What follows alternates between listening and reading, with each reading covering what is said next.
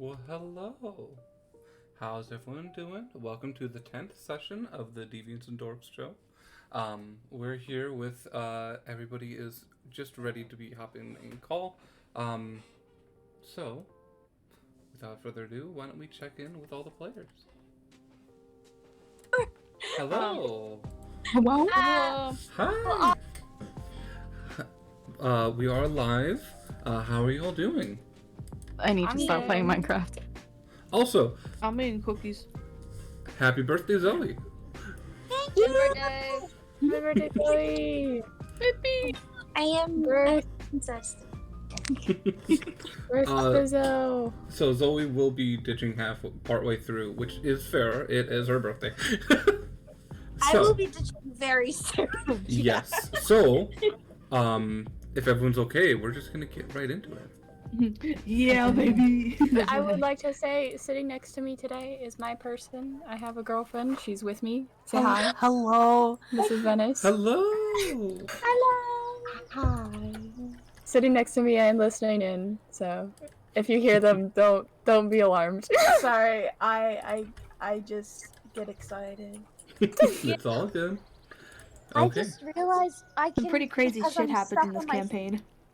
I'm stuck on my phone right now because Discord is it keeps doing an update fail and retrying, and it's been doing that for like 5 minutes. So I'm gonna do my makeup while we're in D&D because I'm on my phone and I can do that. Fair. Hey yo. Well, without further ado, welcome to the 10th session of the Deviants and Dorks show. Holy fucking shit. 10 As Look at us. a little celebration for the fact that we've hit 10 sessions, everybody is going to start with inspiration. Oh, hell yeah. Look at us. How do I do that? Write it down somewhere. It doesn't Yeah, where just, you can just write it down. Oh wait, no, it is. Yeah. Okay, no, it's on roll 20. I see it. Does inspiration stack? And by inspiration does not stack. so like I got unfortunately. inspiration for a pun and I don't get to keep that inspiration. Unfortunately not. Balls! Yeah, that's why sometimes it's good to use them. I tried Yeah. and then it was already too. Like, you said that I couldn't use inspiration that way, and I was like, okay. But inspiration is just an advantage on a roll. Yeah. I know, Mhm. Inspiration is simply a reroll. I know, but I was like, I want to use it this way, and you were like, you can't get advantage. It's a saving throw, and I was like, ah. Okay, if it was your saving throw, it would work, but you were trying to use it on an enemy's saving throw. Someone else had to Yeah. beat that, and I was like, I feel like inspiration should also be used to disadvantage other people.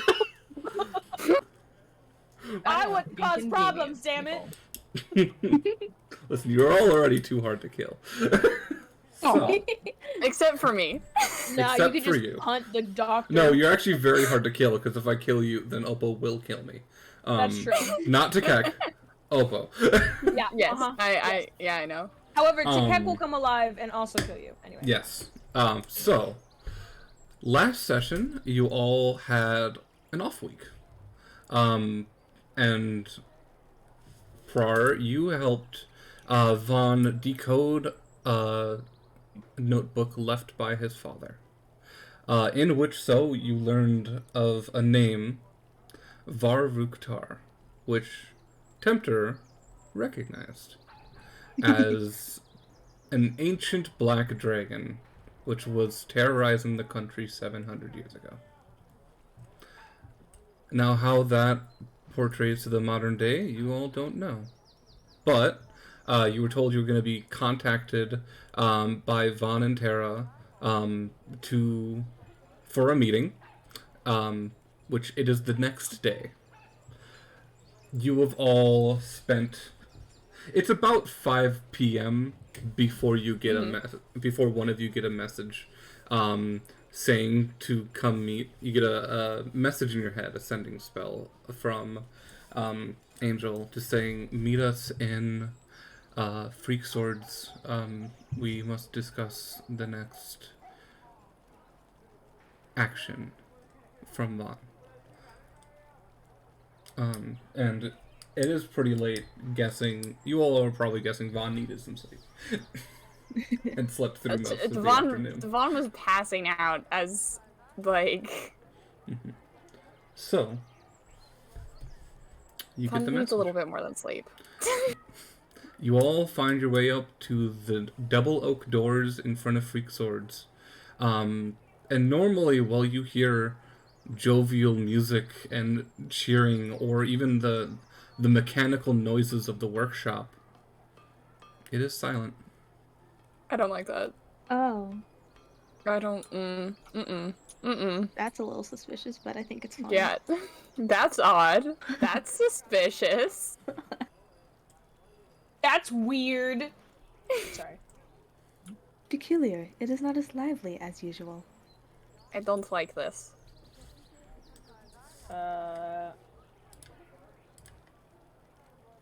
Scary. What do you do? I suppose we... What? Attach myself to Takek. Aww. I just yell hello. With Daisy yelling hello, after a few seconds, the door cracks open. And you see Samson, the halfling who works for Vaughn, is standing there behind the door and is like, "Oh, yeah, come in." Why is it so quiet? Oh, Tara closed Freak Swords for today. Something about a meeting with you guys, I guess. I'll lead you to our office. They're all waiting. I don't like the distinct lack of people around, and the distinct lack of witnesses is not comfy, but alright. Apparently, you are all discussing something very, important? I don't know. Yeah, doesn't mean that I'm not uncomfy. Fair. Well, follow me. And he starts leading you, down the hall and to the right, to where Tara's office is. Okay. Opening up the door, you do hear a conversation coming from the other side of the door. And as Samson opens up the door, you see inside the room is Vaughn, Angel, Corbin, and now Samson, and then Tara, Beck, and Tobin. And they're all just kind of sitting around discussing.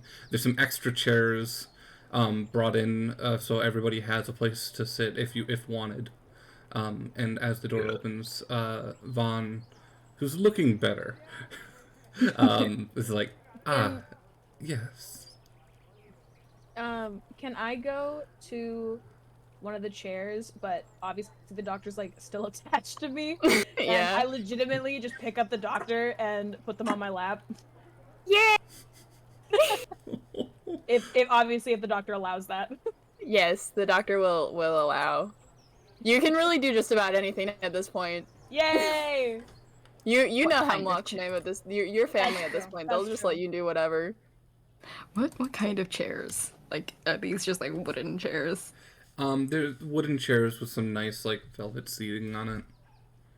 Carl's Actually, gonna turn one around. these would be leather seats instead of I'm velvet. just gonna turn one around and sit on it backwards. Hell yeah! Or you sit on the it like a swag way. gay! Yeah.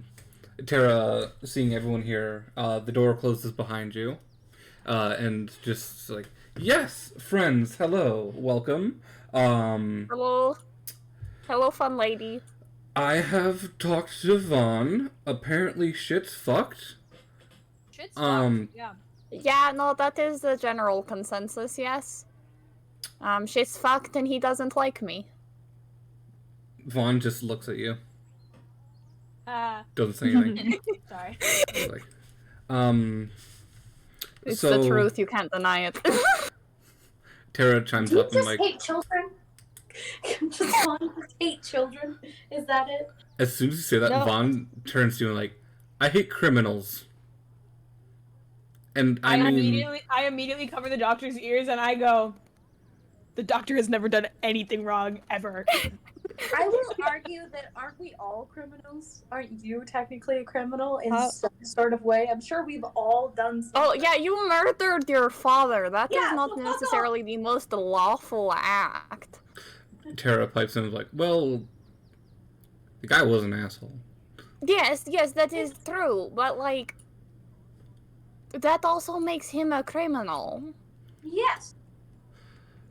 So you don't like yourself? Oh, I don't want to get into that. Okay, actually, no, you look at the guy, he definitely hates himself, so you know what, it's fair. Yep. Vaughn's just sitting there, hands in his head. Just like fingers pressed up against his temples. Just rubbing them in slow circles. He's like so done with our shit already. Tara, though, is like, okay, so,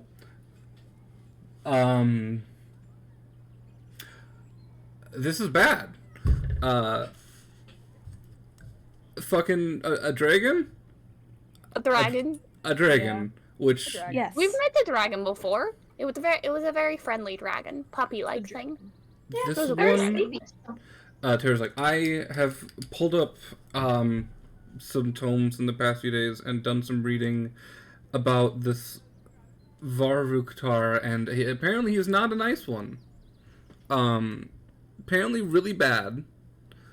Apparently burned a continent to the ground. So, Nice. Fun. Do you know exactly which continent? This one. Oh! Well, this one's 700 years ago. So, yes. Yeah, no, it's not burned to the ground now. It's quite lush and full of forests. Technically not good for... Technically not like fire burn, it was like acid burn. It's a black dragon vomits acid. I don't know how.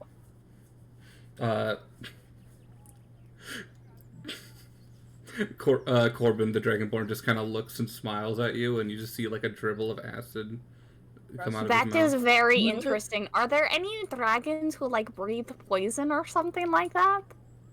Roll a history check. They're also That just just be the asking. doctor asking. That was the doctor asking. Okay. That was a clear one on their part, so they don't actually know. Beck, the tiefling, pipes up and like, oh, yes, actually, green dragons, breathe poison gas. No favorite type of dragon just dropped. No. Would dragon be like green? Vaughn's like, are you fucking kidding? This is serious. I'm being entirely serious, Vaughn. When have I ever not been serious? Out of character, I have the green dragon character that I have cosplayed, and I'm gonna send her to you so you can. Yes. Vaughn, thumb still on his temples, just like, this is way out of our league. We have decent defenses, but the defenses are mainly against ground forces, desert raiders, monsters that might try to attack, but we don't have much against flying creatures. Because you guys suck. Get good. We don't have to ask you for help. We can go to someone else. We can pay other people to help us. You can just go. No, we want the money. We want the money. I want the money, yes. This is... Don't mind the child, it's fine. Also, the fact that you're getting so riled up over a child, come on, it's a child. Why are you traveling with a child? Why do you have a child that's in an adventuring party? Didn't you just say that they were a criminal? You can't go backwards on that. Fuck, I did say that. Yeah. So, like, what is it? A child or a criminal? Because you need to pick one. Criminal. You can't just be holding these double... these double fucking standards on my baby! Or does your baby want to tell you a little bit of their past? Or I don't need to know anything to know that they've never done anything wrong in their life. do they want to say anything the about... the entirety of my life story. Right here, right now. You want to talk about your lineage? Yeah, I'm a member of the Wayfarer tribe. You know that's not what I mean. Oh. And you can suck my dick. You are a child. No. I will also argue. Do birds have dicks? Yeah, they you do. never heard of the duck? Yes, they do. Venus? Yeah, Yes. duck dicks are super fucking That is why we have nicknamed my dagger the Duck Dick Dagger. Yeah.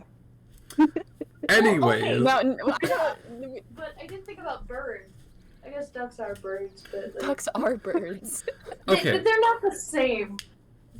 Wait, what? Yes, Wait. they are. They're What did you say? birds. They're I don't waterfowl. fucking know anything, okay? You're Tara. just a little stupid, it's fine. Tara That's their pipes Does out. it got wings? Yes, it's a bird, mostly. I mean, that's Unless the it's an way. I insect. mean, we consider technically chickens are a bird, but we don't actually call them like a. They're not birds. Yes, they are. They are. They are. What's happening? Okay, they're not flying birds. That's what I think. Yeah, of no, when I but think of neither are birds. penguins. can't or Penguins are birds. ostriches. I guess But chickens they're still can't fucking fly. birds. We are. Look, And yeah, chickens Okay. can fly. Okay, I'm gonna reel it in a little bit. Ostriches? Reeling it in. Reeling back in. Sorry. Okay. This whole argument's been happening. Tara's It's very like, funny. it's very funny. Tara's like, this is really funny. But me and Vaughn are going to put our heads together to properly set up defenses to keep the people of the city safe. So we're kind of spread thin. We do have money.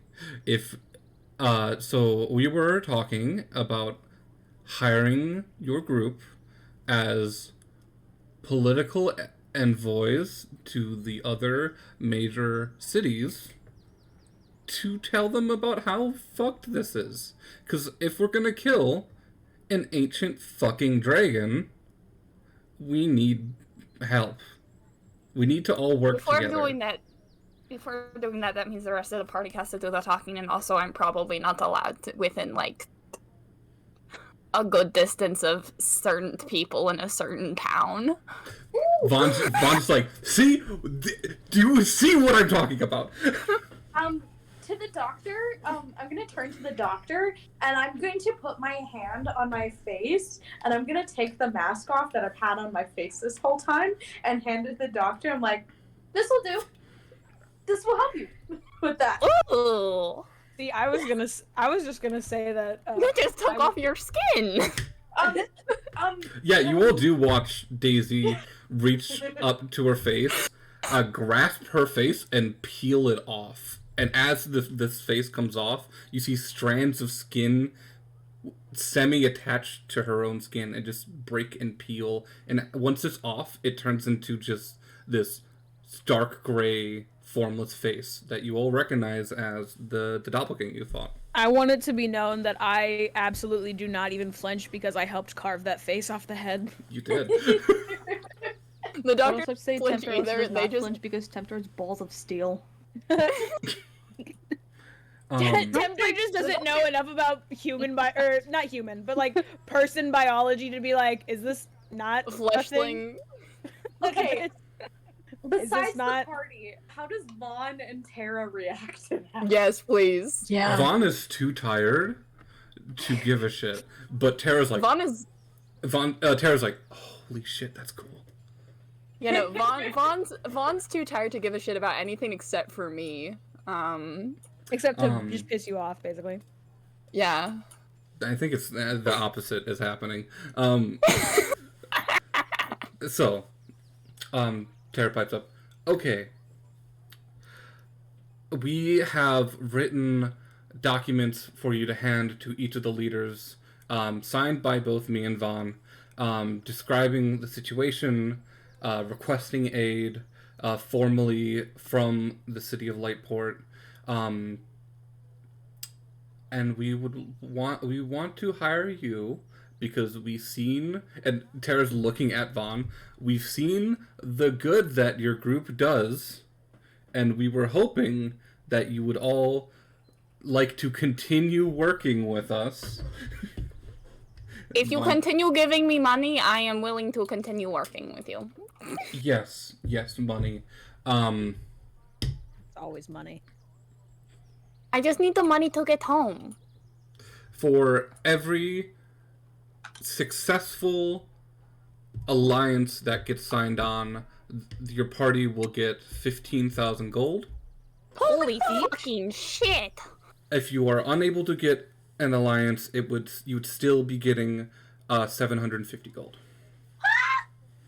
Holy fucking Okay. shit! That is quite a lot. That We- is. We need help. Also, you will need to travel, so we have discussed it with all of the train ports. You will get free travel to the places. You might have to pay to get back if you come back here, but the trip there to wherever you go is that is it. It paid for. Thinking about it, the people who you might have the best success getting on our side first would be Naverna. She is the leader of the Boradiers, which is the ruling political party of Flintstone. She's the leader of Flintstone. She's done work with me and my family in the past, so we think she might be the most likely to say yes, but you can all do this in whatever order you want. Here, and she hands out. And I vote what city we do last.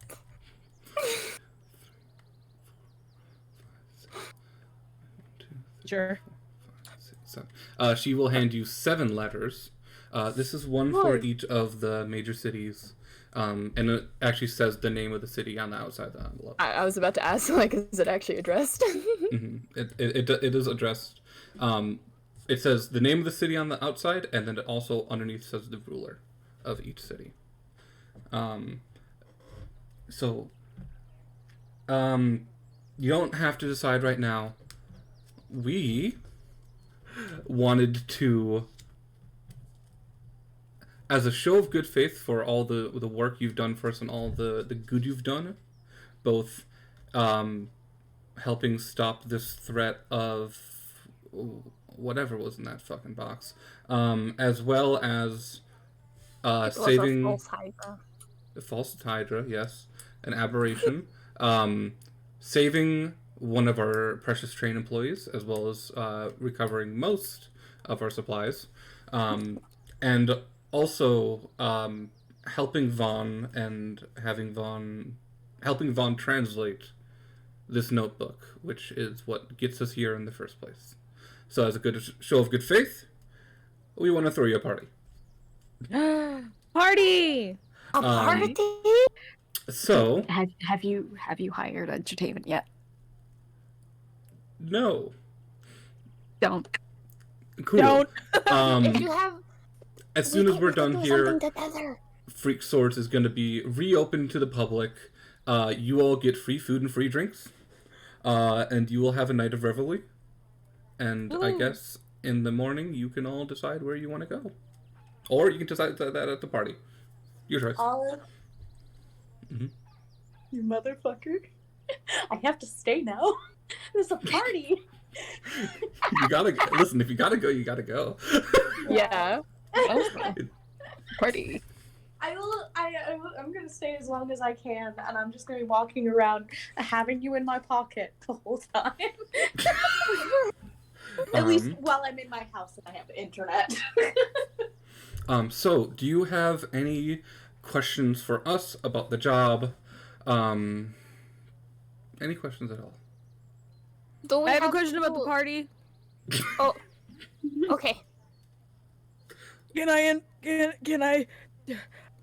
Taket gets like very nervous, but not like nervous as in like anxiety, more like nervous as in the fact that they're Rizless. And they're like, are we allowed to invite +1s? Yeah. The doors are going to be opened. Anyone can come in. Oh, So you going to invite the necromancer now? Are you? I literally put my fate like, okay, because we both have, well, you have a doctor's mask on. I put my eye. Hello, what happened? Hello.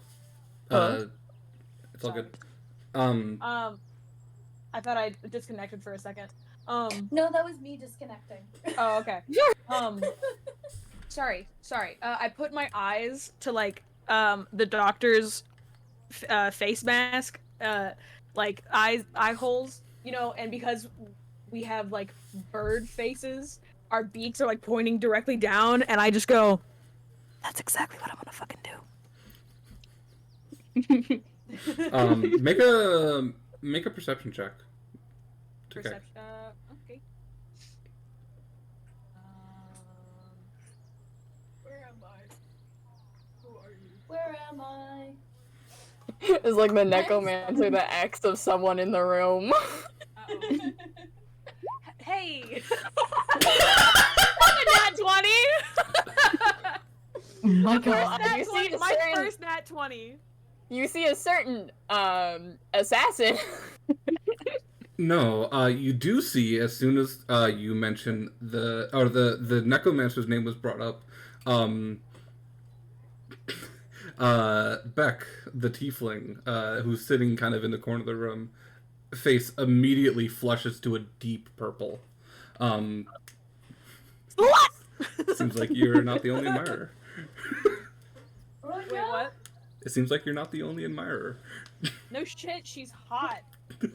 She is, honestly. I'm in love with her. Honestly, if you weren't going after her, I would be flirting with her. Dude, but I am Daisy saw trying to fuck. That is it. Like, I don't want a romantic relationship. If you want a romantic relationship, go ahead. That's not... Takek just wants to bang. Daisy just instantly saw Takek just like enamored and was just like, okay, we'll go after that one. I'm sure we're all seeing Takek just absolutely flustered. Oh, it's funny as shit. We all think it's funny. Oh, yeah. I'm as riskless as I am in real life, you know? I turned to like, Takek and I just Okay, go, I'm sorry. You can't call yourself Rizless. Yeah, I know, you are I have not so many Rizless. bitches. You are not Rizless. I Yeah, you know. have too many bitches. No, You but see, really the do. thing is, all these bitches love the fact I have no riz. They're just like, haha, this one. Tenther turns to Takek and just goes, "You are quite allured by the necromancer." Yes, Tempter. Yes, I am. I mean, I cover the doctor's ears, and I say to Tempter, and I'm like, Mama trying to smash. I have a hammer. Would you like that? I'll explain to you later. Like, you'll explain to them what the slut is? I already have explained what a slut is to Tempter, okay? So, Vaughn perks up and just looks at you, Doctor. I believe you had a question. Yes, do we have to do any, like, actual talking, or are we just delivering the letters? Oh no, definitely talking. It's definitely problematic. The letter explains the situation. Basically, it's a formal request of aid, but if you are all able to convince them on how dangerous this is, Talk them into it? yes, it's All right. tough. If this ends up becoming a continent-wide dilemma, It is. do you think that what the cities have will be enough? Honestly, I don't know. Are you quite sure an attack will be coming anyways? The Hobgoblins already took over one of the towns, one of the cities, Garrus. 50 years ago, we thought they used to just be roaming bands of looters, and they're never mindless, but they were never this tactical. And They have organized under this dragon, allegedly. and seem to have built a militia. A very powerful one. In fact, I've taken it upon myself to send spies to try to gain information. Garrus was an impressive town with very impressive defenses, unfortunately, which is why it was such a shock to the continent on how it got captured. Taken by Yes. fucking hobgoblins. which has made it very extremely difficult to then spy on these hobgoblins. But from what we've seen, it is way too organized for them to be working alone. We've also not seen any fucking black dragons flying around, so that's why this is all such a shock. Yeah, no, I would expect people to notice a dragon. Yeah, especially an ancient dragon. Those are pretty large. And the fact that it's burned this continent to the ground once. It probably wants to finish the job.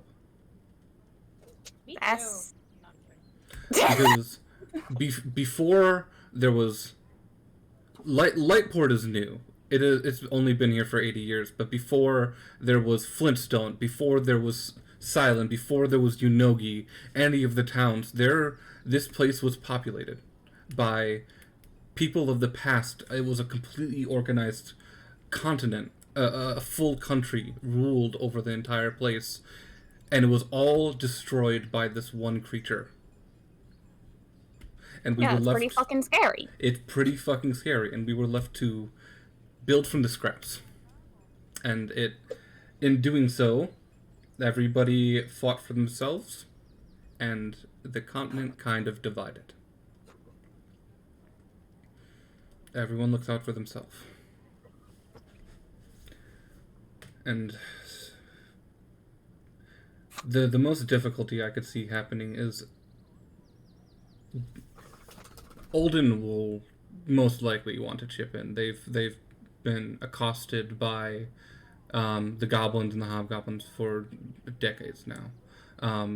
But places like Unogi is very confident in its defense. It's a flying city. They had nothing to fear from a few goblins. But with But a they dragon, had fear a dragon. then also Tidepool is a city that's completely underwater. It's Yeah. pretty defensible.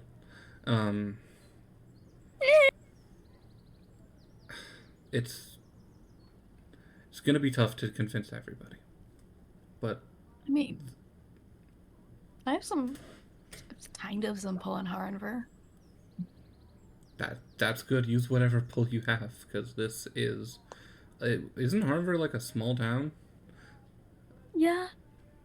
But I can get new beginnings if we have to. I've spent a lot of time with Grandma Mary, so when I say a lot of time, I just use Mary, her to get into the library. the mayor of Harrenver. Yeah. Yeah. Okay. But any other questions? If not, we have a party to throw. Yeah, we do. I was gonna look at Tara. If you hire any other bard, I will take it as a personal offense. Tara Can looks we at do a you, song together? smiles, and just gives you a nod. Can we, Prar? Yeah. Can we do a song together? I know how to play the drums. Absolutely. I would love to do a song together. Yes. Thank you. Tara claps and just okay, let's throw a fucking party. And Party. Tara's group will leave the room. Then Vaughn's team will start leaving. Before they go, can I kind of talk to Vaughn for a second? I have an idea and a question, but I was waiting until the end. Yes, what can I help you with? So are you just wanting the continent's help, or do you need should I maybe contact my people? I mean, any help would be nice, but what do you mean, your people? Isn't there a mini war going on over there? I'm gonna do a little wink and I'm like, I think you know. I think you know. Vaughn's just The I'm sorry, what was your name again? Fuck you. I'm gonna walk away. Wait, as everyone's leaving, Vaughn, oh, sorry. We need to. You are all acting as political envoys for Lightport. Yes. What is your group's name? Fuck you. Fuck you. Fuck you, Olive. It's my Wait. birthday. I don't want to think about that. Tara- We do have to actually come up with a name. You're gonna actually make us come up with an official party name. Tara will just clap one of you on the back and is like, "It's fine. You can figure that out later. It's not important." And she'll leave and start getting the already drinks drunk. ready. Oh, good. She's She's on our side. Oppo, you've noticed this whole time since you rolled a nat 20. Tara may or may not have been taking some sips from a flask, very stealthily. Hell yeah. Hell yeah, go Tara, as she should. Good for her. Queen. Honestly, yeah. Boss shit. I want y'all to know that I am painting daisies on my face right now. I love that for you. So, how is the party? Who do you invite? How do you party? I'm looking for Nori. Where's my man? Can I Uh, invite the weird old lady and her child? yeah, if you want to. If I remember correctly, you said Nori is still in town, so Nori's in town till tomorrow. I go, it's like a cute little scene of I make a handwritten card, and instead my of God. asking, I walk up, and it's so stiff. I walk up, I'm like, she's there, probably says like hello and all that stuff. Like I slap the card on the table, and then I turn around and walk out because I'm too nervous to say anything because I'm worried I'll fuck it up. Sounds good. I love you, Oppo. Oh my god. You fucking dork. With a little bit of looking around town, you are able to find Nori. It takes about 10-15 minutes. I am so tired. I cannot. I can't. I thought there was the part I would have. However, he's like inviting Nori to the party because it's last night in Lightport. We gotta go back to Flintstone, and I'm not going to Flintstone. Yeah, probably. Who knows? Nori will just like, the party, yeah, absolutely. Yeah. Let's... Cool. I'm conflicted because I have what Tempter would do and something else that'll be really funny and cute. And I don't know which one to do. That's the thing of the player. You gotta decide. Yeah, you gotta make decisions. In reality, Tempter doesn't really have anyone to invite, so they wouldn't really invite anyone. But just because, Tempter is gonna invite Caroline from Fantasy Denny's. Aww. Yes! Yeah. Caroline's like, a party. Oh yeah. Sure. I have to You go work see if really I hard, have so you anything should to probably wear. I haven't been to a party in, God, what, like 20 years? Yeah. Tempter literally just wears a loincloth, it's fine. Tempter wear anything? It's just a loincloth. It's just a loincloth. Tempter canonically just wears a loincloth. This is Nice. true. Caroline shows up to the party.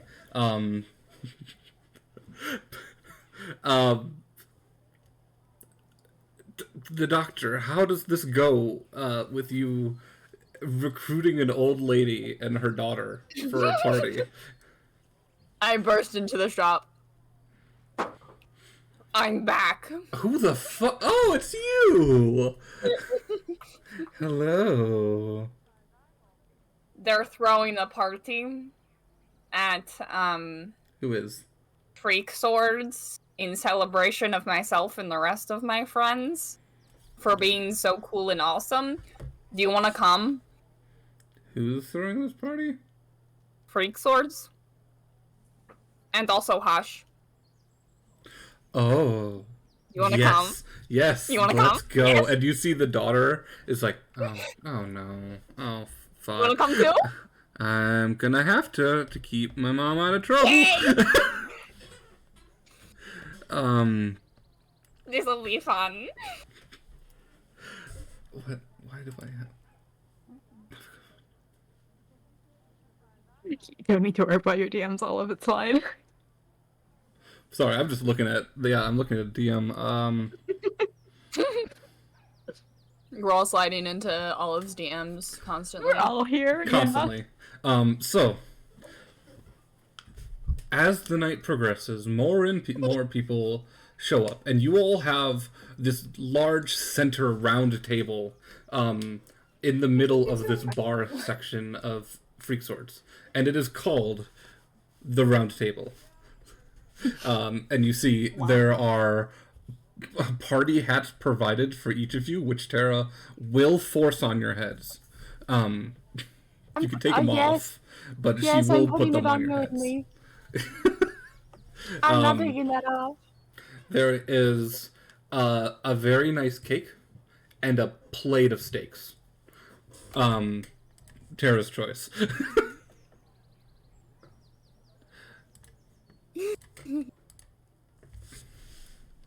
Y'all get party hands. Daisy, you want to invite somebody? Yes, please. Who are you inviting? I don't know if they'll be able to come. But it's also a great way for me to be like, oh, this is where my character would be when I do have to leave. If they can't come, I really want to invite Sandleaf. I don't know if they can leave the grove. That's the problem. You go over to the grove, and it is looking a lot better thanks to all the help you've done. And you... All of the druids are, in the material plane, featureless.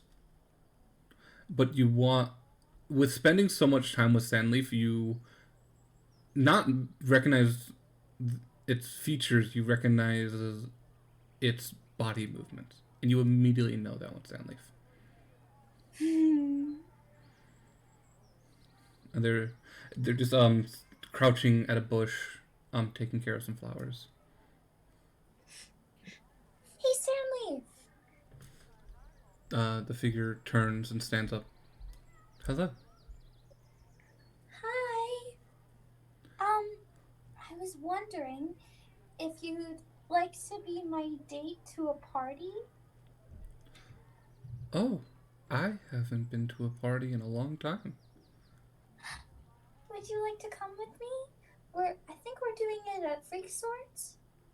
I don't know if you can leave the grove though. Can you? I can leave the grove. I can't leave the city, but I would love to. Wonderful. The party's already partly started, and as you guys are showing up with your invites, and as Daisy walks in with a druid, immediately everything goes silent. And people are just... We're still playing music. For you just keep playing music, but everyone else is just and the doctor. silent. From the looks you get on people's faces, nobody's seen a druid leave the grove. So this is... Unless something very bad happens. So, this is a shock.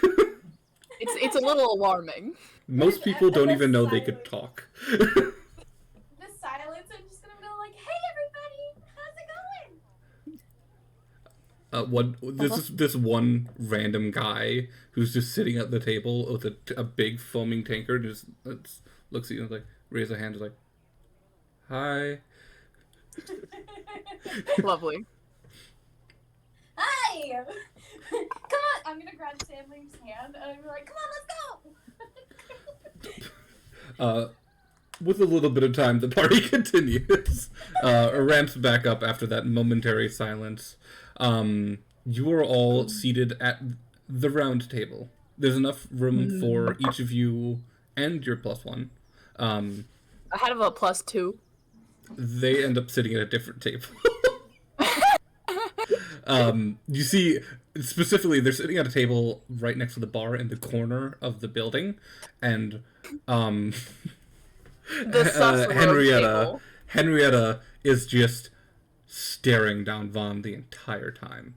I love that for Just her. constantly tracking Vaughn. And you just see her daughter Calliope is just trying Calliope? her best. No, it is Calliope. Fuck. Calliope is just doing her best to keep her mother in check. Prevent her mother from murdering Vaughn. Prar, Nori comes with you to the party, so you all show up together. I am 100% inviting Nori to play with us. Yay! Nori will join you. Very happily. We're all grouped together. You all have a section near the bar where I imagine the doctor's just sitting on the bar with the bongos in their lap. Yeah. And Prar will take up a stool and Nori will take up a stool and pull out his violin. Prar's probably just gonna stand. Okay. You all spend your time playing, and a little later, about an hour in, the doors open. And you all see the sleek black form of the necromancer step in. And Yes! He is wearing a long, slim fit purple sequin dress. Oh! You probably have an idea of what it actually looks like. And her head, and all the heads turn. Yeah, because she's hot. And Tikek. Obo, you here? Obo. Oh, no. Obo. Your girlfriend. I'm here. Hold on. Okay. Wait, wait, hang on. Just 1 second. So, instead of my usual Rizla self, Tikek gets up from the table and walks to the entrance and like holds out an arm for the necromancer. Hell to yes. grab onto. The necromancer very happily will interlock arms with you, and just give you a small smile. Like, okay, Tikek's doing great. I'm not. I'm like blushing and like, you know what I mean? Okay. Anyway, but Tikek glides us over to and also to make like a thing of it. Also, it's a weird protection thing that I've headcanoned Eric Okras do for like their partners basically is she has her wings stretched fully out so that people like with her walking through like with the necromancer next to her, people have to move out of the way because Okay. So I've got my wings fully stretched out to like their maximum wingspan, and it's literally just so that like nobody touches the necromancer. No one gets your bitch. I'm a She'll slut, smile down alright? at you as you walk in and get seated to the table, and she's just like, "Why?" Sorry. Tikek doesn't do that. Please don't. I'm really bad at flirting. I'm so sorry. How smooth. Tikek just smiles and is just like, parties are one of those things where I feel in my element, and for once I'm not just staring at you through your shop window, which is definitely your turf. So Oh, and it's very cute. Tikek does blush, but still keeps a smile and just grabs the necromancer's hand. Well, if the necromancer's willing, just like has like it The tries shield. to interlock fingers. Yeah. Yeah. Because I assume we're sitting back down at the table. Mm-hmm. You two sit down at the table. Tempter, what are you doing at the party? Good question. I don't think Tempter really does parties. Because I've like, there's food and there's drink, but there's nothing. Tempter doesn't eat, doesn't drink. Mm-hmm. They Just imagine I- Tempters sitting at the table by them, like at a seat by themselves with the party hat on, just in complete silence, like just not saying. That's honestly what would probably happen. What if I leaned over and was like, Tempter, do you know what dancing is? I'm like, I have seen people move vigorously before. Oh my god, Tempter, you fucking dork. Tempter, if you want to learn more, go to the next person you see, walk through the doors and ask them to dance. Oh, don't do that to me. I just thought it'd be funny. Funny, stupid thing is, Tempter you would don't- do you don't that. have- I know, that's why I'm literally saying it. I wouldn't have said it. No, my baby boy. The doors start to open, Oh my god. Oh no. and you see walking in, which you didn't even realize she left until she walked back in, 2 giant barrels over her arms. Yes! Tara walks in.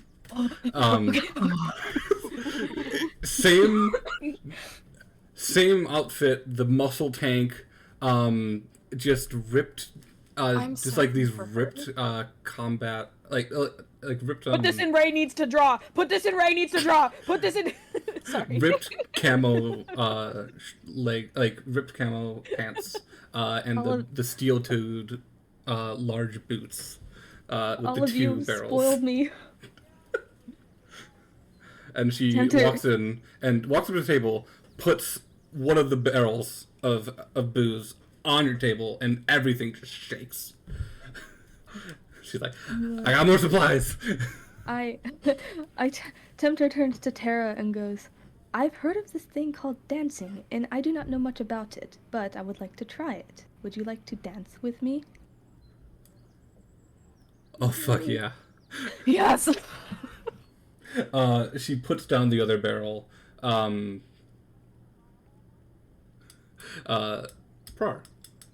Nori will look at you and smile and starts this upbeat, fast tune. Are we doing the thing? Do you play along? Yes, absolutely. The tempo rises and gets faster as you does the doctor join along? I feel like they start getting into the groove and the doctor like falls behind a little bit and is just like, I know what I'm doing, but I'm not that damn good. As Parts are going at it. Like the as professionals are at it now. the dance floor opens.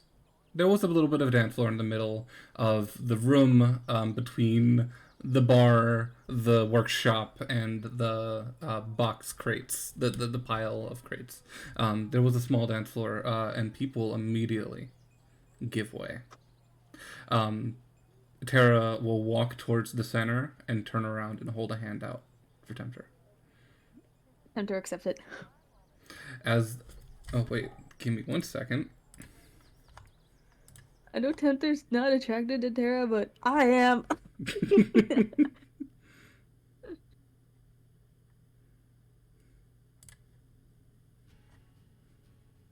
No.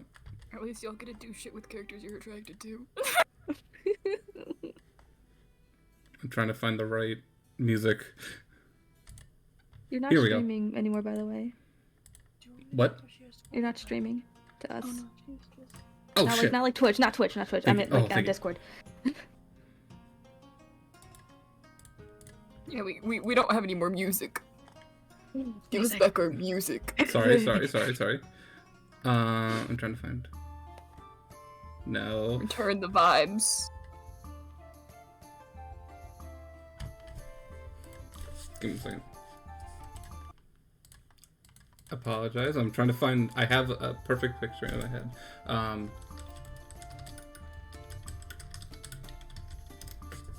Like, I know what I want, but I can't, like, compose it on the spot. Tango go. music? Mm-hmm.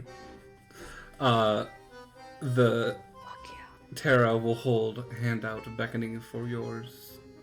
Oh. Tempter accepts and tries to follow along. She grasps your wrist and pulls you in, arm around your waist, and looks at you. Now, dancing is like fighting. And she starts spinning. You two, their footwork, you're kind of awkwardly... Actually, roll a performance check. Oh no. Oh, not my -1 charisma and performance. Fuck.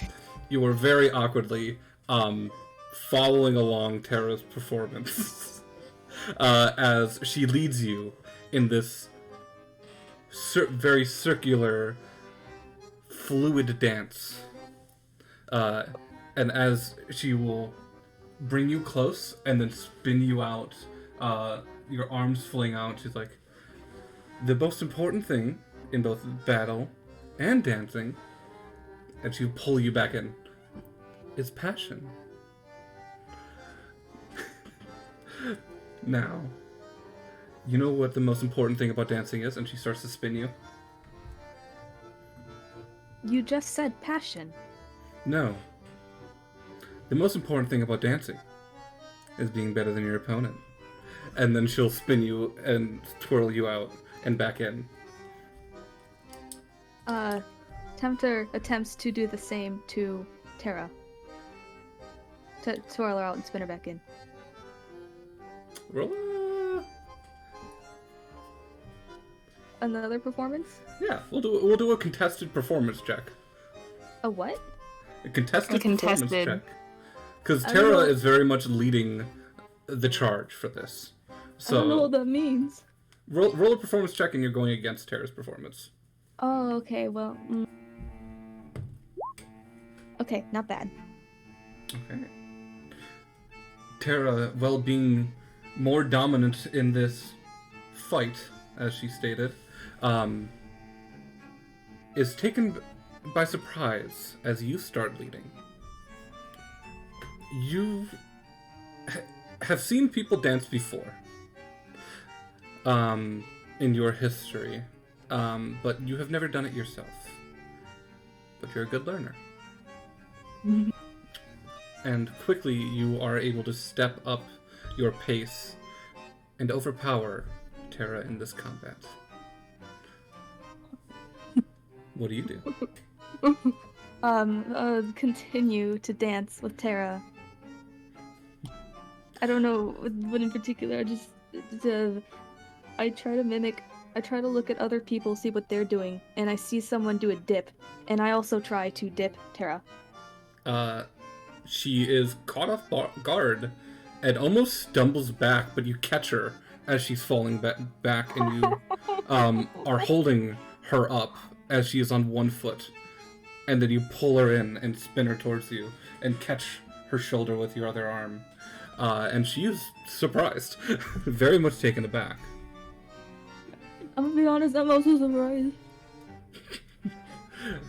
And she was like, oh, okay. Let's see if you're ready. If you want to leave. Oh. And she is going in for a move. She takes a few steps away from you, starts running, and will leap. Try to catch her. Was that a performance check? This will be an athletics check, as she is diving above you and attempting for you to catch her. Come on, baby. Athletics. Come on, we got this. Fuck. +3 and for what? I will say, she is You have instigating... inspiration. I do have inspiration. Wait, does this work? I will say, since she is instigating this, you would have advantage. So I should roll again? Yeah. Okay, athletics. Roll. Oh. No. That's a 10. Okay. Surprisingly, because she rolled worse, you are able to catch her. And you hold her up, and she's posing on her back, on your arms. You are holding her straight up in the air, and she has one leg up towards the ceiling. And it slowly comes down as you lean her back down to the ground.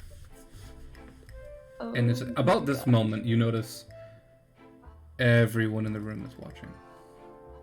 Oh my god. You feel all the eyes on you. Oh.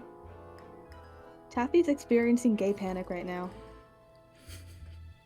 Don't worry about it. What does Tempter do?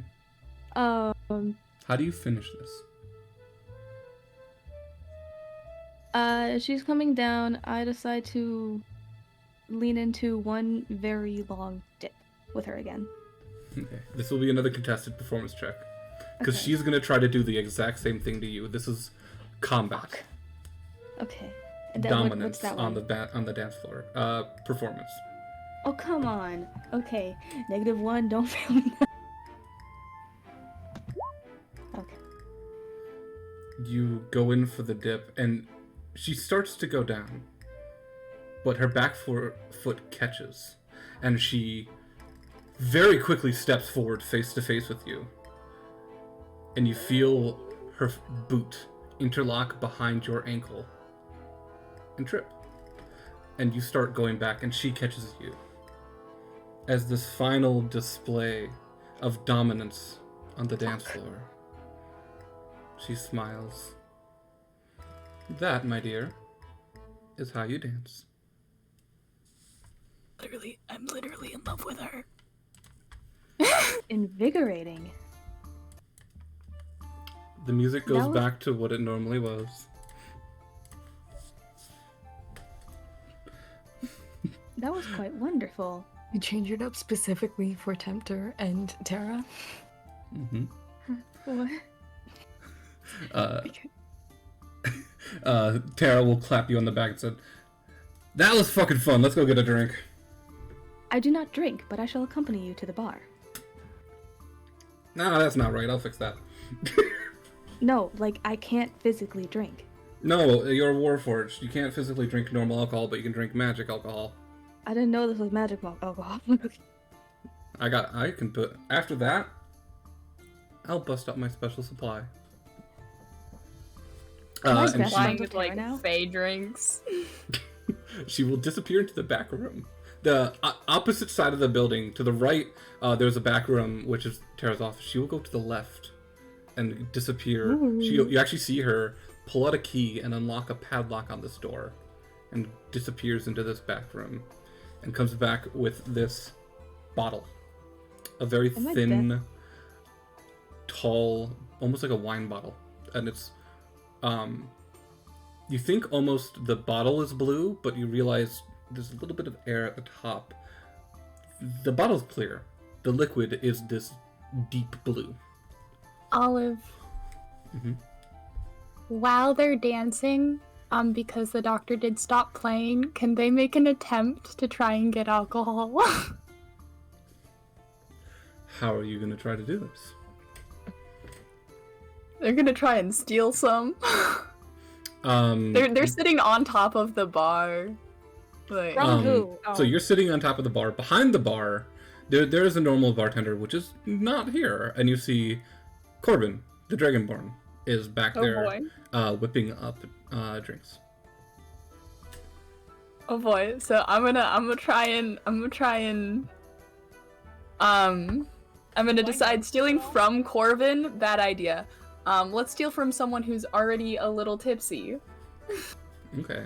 Do I notice this at all?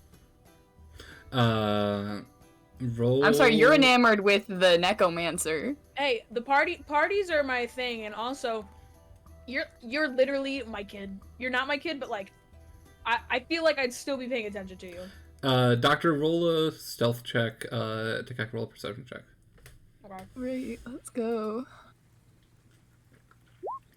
That's a 27. That's a 5.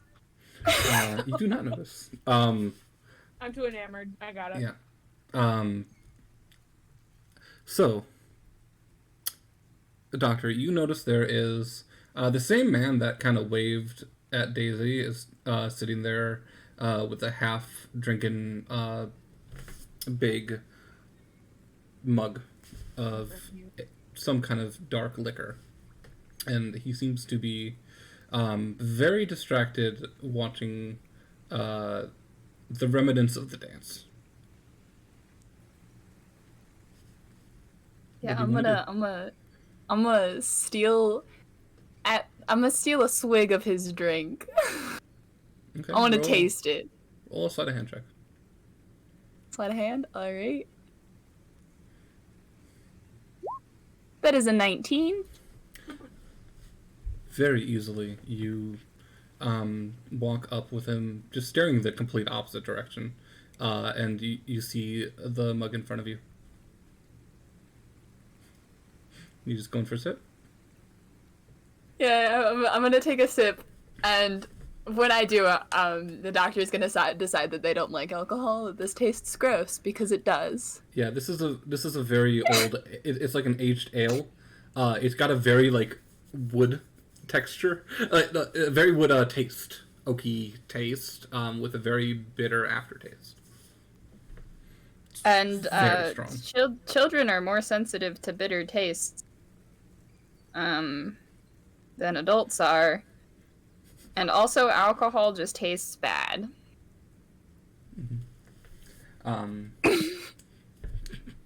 So,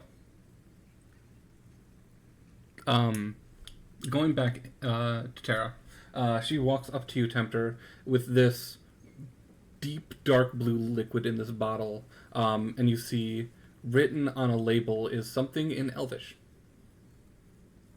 Wait, do I know Elvish? I do not know Elvish.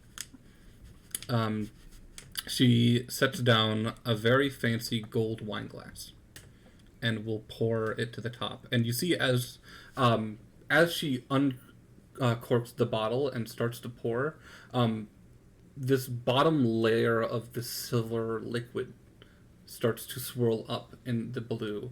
And it's this almost like silver and blue tornado as she pours it a glass for you.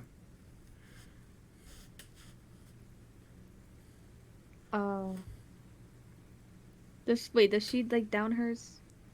She does down. She will pour the glass for you and then start chugging the bottle.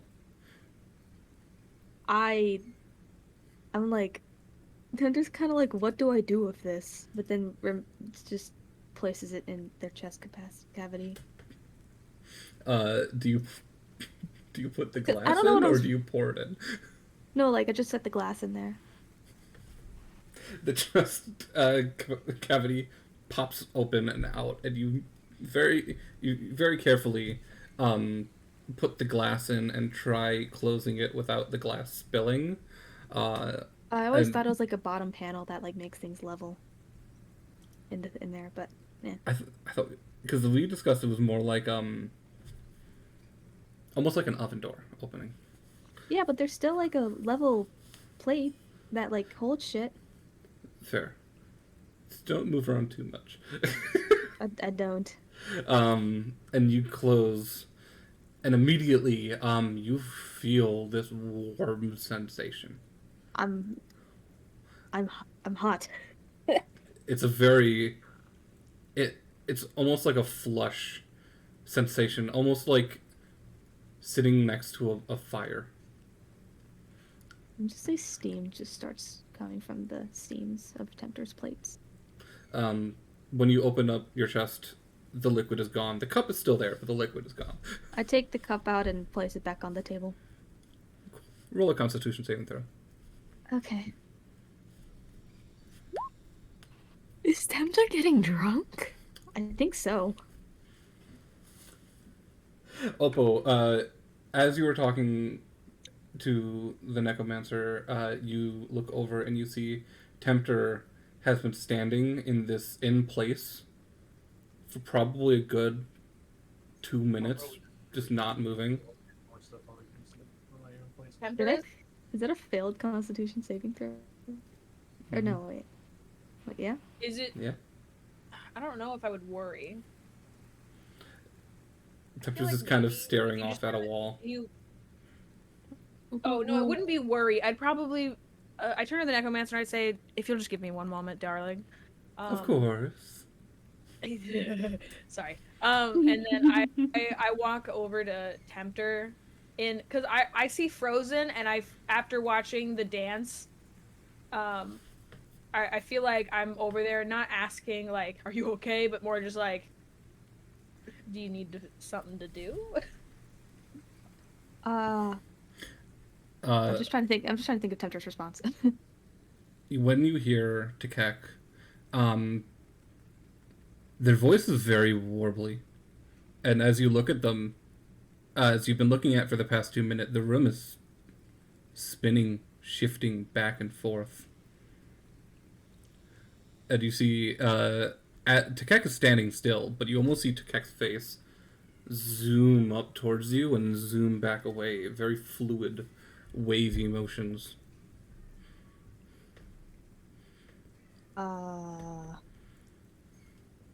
What did Tekek say to me again? I forgot. I'm sorry, Obo. No, it's okay. That sounds perfect for drunk you. Yeah, that's Just very going, in character. Because I don't know what Tempter would say, so I'm being a drunk person right now.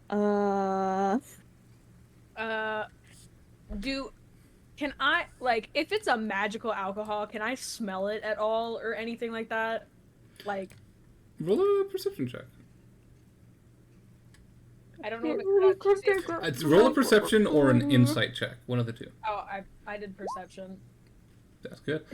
You do smell a very faint, almost like a blueberry flavor. It's very sweet. Are we counting alcohol as a poison? Alcohol's always poison.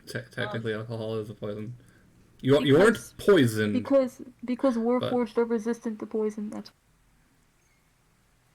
okay. Roll another Constitution save. Actually, let me. I'm just like wait. Here, Wait a minute. I can fix. Well, okay, this in is your your- first time. It's Also, a it's- magic. It's magic.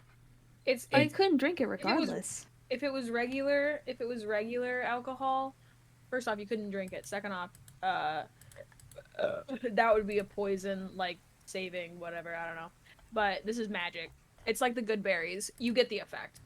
No, Okay. I would say you do have advantage on this because So this is more of a Constitution thing. I'll roll another Constitution. I probably would still just gonna be drunk. Yeah, I'm definitely still drunk. Definitely still drunk. Yeah. Okay. Tekek, you are both able to smell this blueberry scent. It's almost like a blueberry and vanilla. Ooh. And then you've been around town. You can tell Tempter is showing signs of alcohol use.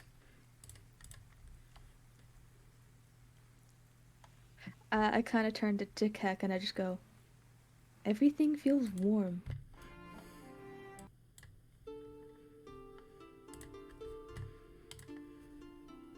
Was muted. Sorry, I keep muting on accident. Actually, it's my my keybind. I gotta change it. But anyway, I feel like Tekek at this point would be like, "Are you? Can you? I didn't even think you could drink. Are you drunk?" I am not sure. Did you ingest a liquid? I believe so. I don't even. Tekek's talking to themselves, just like, what? I don't even. I look away for 2 seconds. I tell you, the fucking Tempter's drunk. What is happening? Anyway, do you need to sit down? Do things look wobbly or like? Yes. Tempter, you look down. The ground is a million miles away.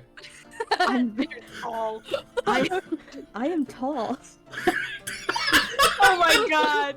I immediately now I Tekek laughs. Tekek straight up laughs at that. And just like, okay, Tempter's drunk.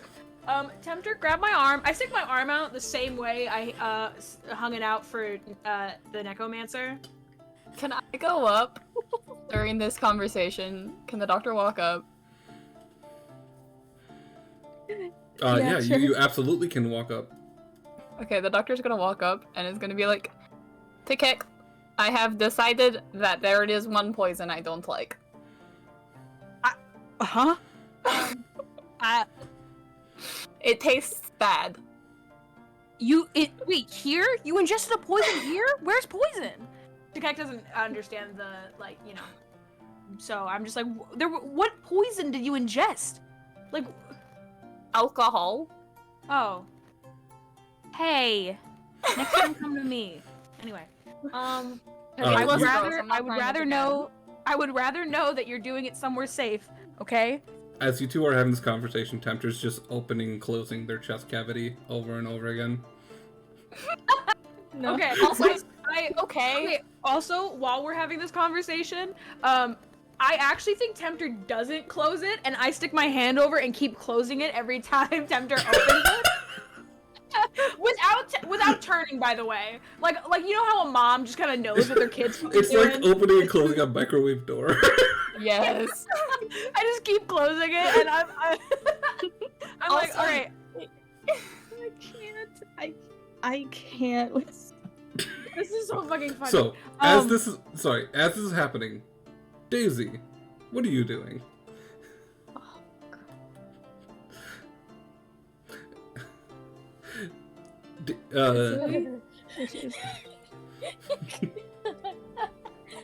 It's a very good question. What am I doing? I'm probably just off dancing with Sammy, aka I'm getting ready for my birthday party. All good. You two have a very nice moment when dancing on the sand floor, on the sand floor, and dancing on the dance floor. I Sam. get back now. Okay. The floor is all of a sudden quicksand. There's no. sand. There's a sand pit in the basement where you guys did some combat. Oh, there is. Sammy do a tango or like a salsa, like a really like fancy dance. Yeah. Sandleaf is definitely following your lead. Has been to some parties in the past, but doesn't have the most experience dancing. Oh, I'll make a note that I'm wearing one of my mother's dresses that I stole from the Feywild. Nice. And that it is a very long red dress with a lot of cleavage. Nice. Yes. Titties out. I have a question. Yes. Where's Vaughn?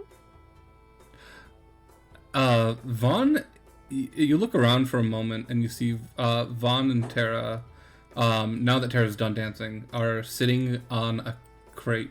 They're sitting on two crates next to each other, just discussing, talking in a hushed tone. Boring. I You wanna think go- as soon as like there's a break in the music, like a natural sort of break, Par's gonna lean over to Dorian and be like, "I'll be right back. Some people aren't having fun," and he's just gonna like walk straight over and kind of like. I'm assuming Vaughn has just been sat in the corner this entire time. Yes. Vaughn, Par's gonna roll an insight check. roll what? Roll an insight check. Ooh. Oh, that's a horrible view of my character sheet. Hold up, give me one moment.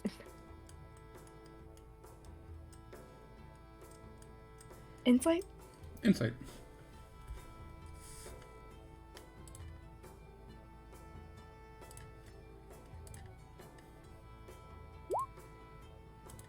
Oh, it's a 9. Vaughn. Hey, I have before you tell me, Mhm. is it likely that we will have combat later? You don't know. Okay, I'm gonna use my inspiration. I'm re-rolling that. What was? Okay. Yeah. Vaughn definitely, from what you can tell, has been like they seem to be discussing their plans. And it seems to be a serious conversation. But even with that, Vaughn's attention seems to be divided, and you catch Vaughn at one of these glances, and you see Vaughn is staring off in the corner of the room at this lady who has been staring at him the entire Yes. party. Yeah. He just Par's gonna like walk up, look at Tara, and then look at Vaughn. And without looking back at Tara's like, I know you're talking about important things, but this is literally a fucking party. You're coming with me. And he's just like gonna reach over, grab Vaughn by like the arm, and drag him onto the dance floor. it's like, okay. Yes. What? Okay. You can tell he's still a little tired, but definitely looks a lot better than he did yesterday. Oh. Yeah, no, Pearl's just gonna drag Vana to dance. Like, he's like, it's processing in his brain that, yeah, this is the leader of the entire, like, town and shit, and there's important shit happening. But also, it's a party. He hasn't been to a party where people talk about that kind of thing. In the corner, separated from everyone else while everyone else is having fun, you know? As this goes on, you see Nori starts to pick up the pace of the music and leaves room for you and Vaughn to have a dance. What do you do? I'm gonna lead Vaughn into a dance. Okay. Roll a performance.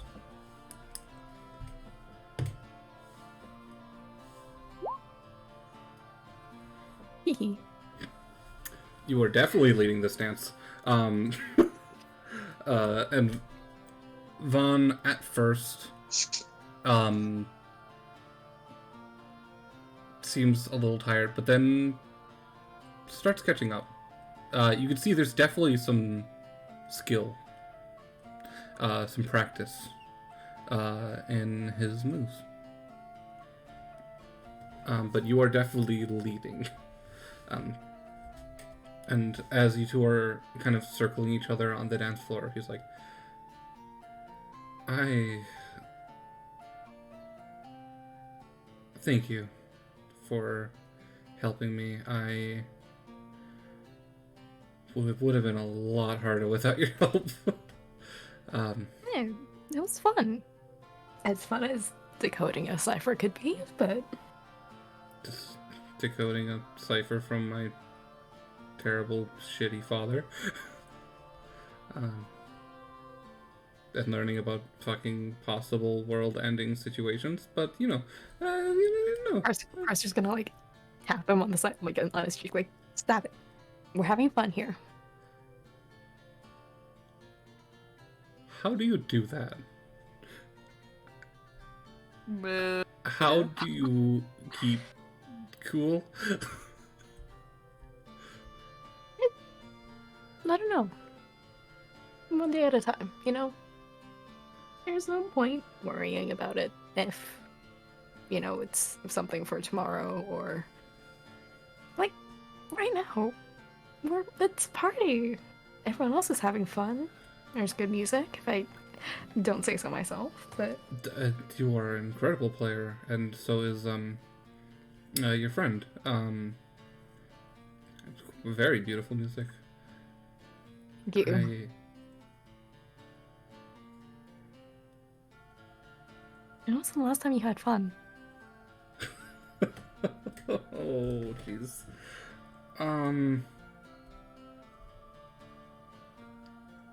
Probably 3 years? No, it would have been longer. Probably 5 years. I used to travel around with Angel and Corbin before coming back to town and taking over Hush, and that's kind of eaten a lot of my free time. But last party I was at that wasn't a social event would have happened down in Farden. That place is a fucking party town. I don't know how they do it. Well, I'm gonna try changing that. You have so much going on, it feels kind of criminal that you aren't allowed to have fun. I mean, I guess you're right. Listen, next time I'm in town, we're going out somewhere. Sure, yeah. Sounds like a plan. Good. Speaking about next time, where are you going? Wait, we've been a party. You haven't had a chance to figure that out. Like I said earlier, one step at a time. Right now we're having fun. That's tomorrow's problem.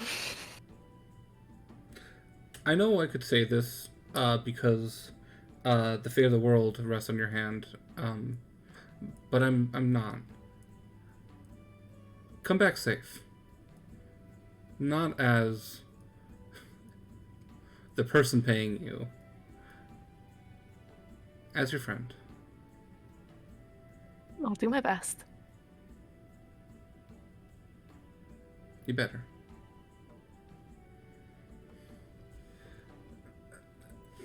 Well, let's dance. And you two continue on the slow, beautiful dance together.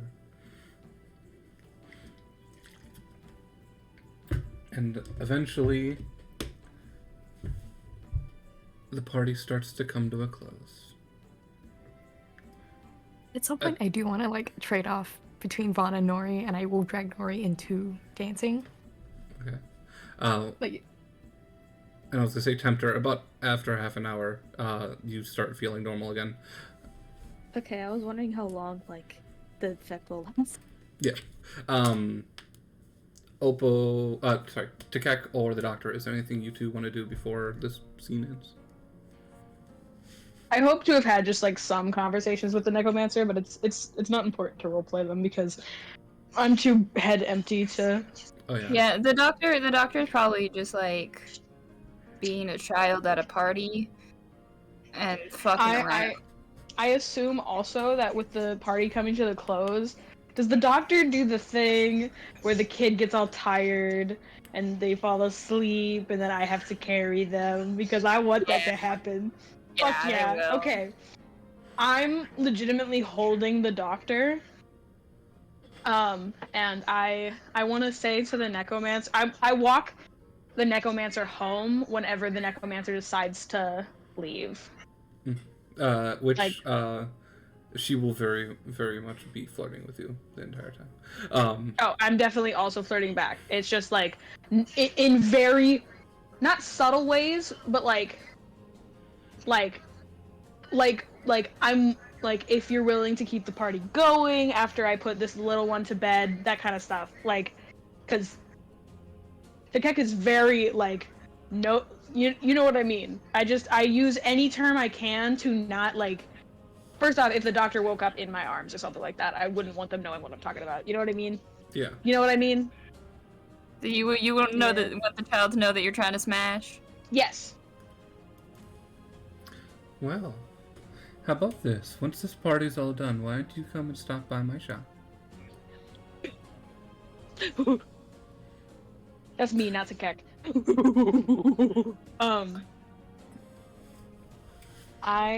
Once I've made sure that everyone's safe and I've put the little one to bed, then I will definitely be coming by. She'll smile, lean down, and with your permission, give you a kiss on the cheek. Permission, go right ahead. And then she'll turn and say, "See you soon." And as she's starting to leave the doors bust open, both of them violently. And somehow Tara slipped out again, and she is coming back inside, pushing the cart up the stairs, through the large double doors, and into the middle of Freak Swords. What? She's like, "Well, this is your home. I mean, it's your party, so you guys can crash in here for the night, you know? Here." The cart? Wait, Yeah. cart? The cart? cart. Oh my god. And Tara will put it in the needed middle. A horse to get. Yes, Tara's pushing it herself. Oh my Fire god. Tara. That's a 2 draft horse fucking cart right there. And that's a level 13 monk right there. I love her. I'm in love with her. Hot. And she will kind of push it right in the middle of where the dance floor was. Of a woman that would literally just kill me. Yeah. Well, if the cart's there, then honestly, I'm just like gonna be like whatever, I don't care, and I and I take the doctor who's probably still in my arms, and I take him up to the attic, and like I have to do that little where you have to rouse the kid, all right, to like get them changed and take off the mask and all that stuff. This is only once we're safely in the attic. Mm-hmm. You can close the door behind you. Is it called an attic? It basically loft? is an attic. The attic of a cart, you know? Like, I don't know, like what. Would it be like little the loft? subspace? Yeah, the loft. That works. Yeah, door closed behind me. Because the people who need to get in can. You know what I mean? And I put Keeper to sleep, and then, once Keeper's all safe. Oh, sorry, the doctor. You know what I mean. I will file back out, and probably tell. See, I feel like I should go grab Tempter too, in case Tempter's still drunk. So I also grab Tempter and put them in the cart as well. Tempter just goes to sleep, whatever. Yeah, your charging port. The charging point, I'm plugging into the wall. Oh Gotta my get the God. outlet. Bloop, bloop, bloop, bloop. And then is Prar or Daisy in my view dance at all? Would they? I feel like Prar would be starting to head over to Nori. Okay. Absolutely. Daisy, are you still? I probably still on the dance floor, and as I'm messaging Olive in the general chat because I was being loud, so I didn't mute. The entire time I'm dancing with Stanley, I'm trying to figure out where his mouth would be, or their mouth would be. I don't know I forget what Stanley's pronouns are. The entire time I'm just like, I really want to kiss them, but I can't because there's nowhere to kiss. I don't think you've asked Stanley's Kiss them pronouns anyway, before. pussy. I'll wait. Gotta get that until, widow C. I do have to go soon. But I can wait until Opal's done what they want to do. I just want to have like a little thing to say and leave before I have to go.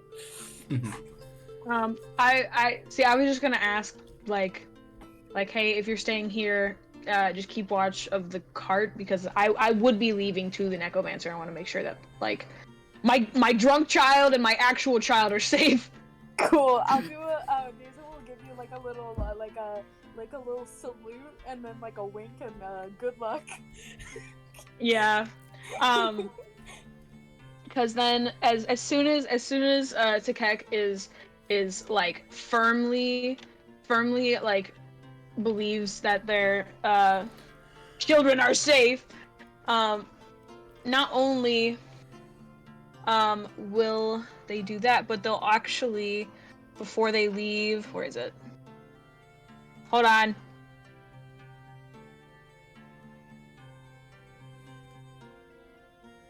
Ah, damn it. Olive, I have a question. Yes. Okay, so I wanted to cast Sanctuary on the doctor, which Okay. it literally would just be like Yeah. the spell ends when any creature who targets the warded creature with an attack. You know, like Yeah. just, and I wanted to do it on both of them, but like You can it's upcast not it. Oh wait. it's no it's not a concentration at all, but it's technically for like when you are in battle, and it's only for a minute. Is there any way you would let me like cast this and then cast this on both of them, and like I don't know, just like let it happen throughout the night Here's what I'll since do. they're sleeping? I want you to roll a wisdom check. Just roll a d20 and add your wisdom modifier. Okay. D20. As you are trying to shape the effect of a spell.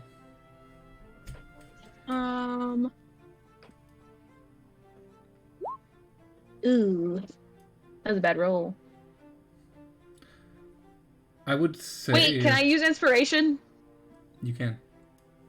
I use my inspiration. So that's just I get an advantage, right? Yep, you get a reroll. Fuck! I did worse. So, This is with ass. 11, I would say you can choose one of them, and the effect would last an hour. I will be choosing the doctor because you only sleep for 4 hours, right? Or 6 hours, Taffy. 4 hours. 4 It's fine. hours? I'm not. So How dare you choose the doctor over? I'm kidding. I'm just saying, like, we can find more metal to patch you up. We can't bring their soul back. Necromancy, it doesn't work like that. Yes, it does. So, I know. Shut up. Shut up. Yeah, you guys don't really want to have to do a trip to hell to get me back.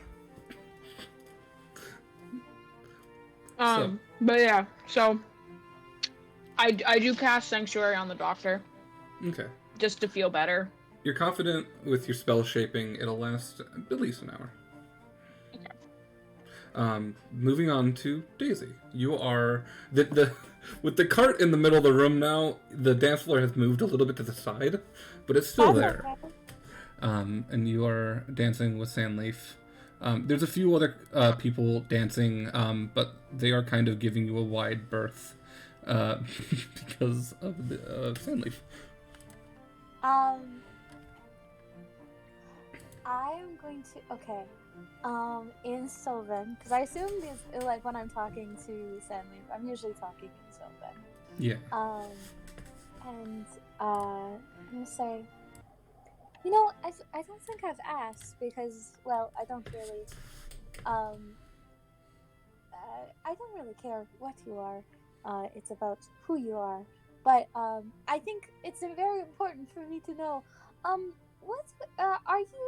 you a boy, a girl, non-binary maybe? What are your pronouns? Oh, I use it's pronouns. It's? Ooh. Mm-hmm. Oh. I'm going to figure out I have to figure out how to use that properly, but I will do my best. It's all good. You don't have lips here. Oh, kind of. And you see, you hear breaking bark as the face, it's not a mouth opening, the face extends. And you see this jagged, sharp line appear, almost like shark teeth, and as a chasm appears where a mouth should be. Can I kiss you? Oh. Sure. Or would that be weird? Or No. no? I mean, yes. I mean, you have my permission. I'm gonna, okay. To clarify things, because I can't remember exactly. Did I ever kiss Vanessa? I don't think I kissed her. I don't think you did. Wait, I thought you did over the while you were on the train sunset, you guys kissed, and then that's when you saw in the distance. You're right. You did kiss, and then you got interrupted. Kiss? Yeah, you did. I think we were just hanging out. No, I think you. You literally asked if you could kiss her. Wait, did I? I think you were. I think you were mid about to kiss when you got interrupted. Yeah, I think I got cock-blocked. Damn, cockblock. This is gonna be Daisy's first proper kiss. Because technically I kissed Let's go. What a slut. But I haven't Little whore. kissed anyone. Hey, because Tempter knows that word now doesn't mean that you. I'm gonna be a whore. Roll a d20. Yeah, okay. Can someone roll a d20 for me? Because I don't have, my computer decided to be a puzzle today. Doing a fucking performance check on kissing. If you're okay with Okay. that. Okay. I got you. 11. You don't get a splinter. Okay. If it was a 1, you would have gotten a splinter. I just imagine that I put my hands on Sandleaf's splintery face, wooden face. And I just Sandleaf go actually full- Sandleaf actually comes down to one knee Oh, because Sandleaf is much taller than you.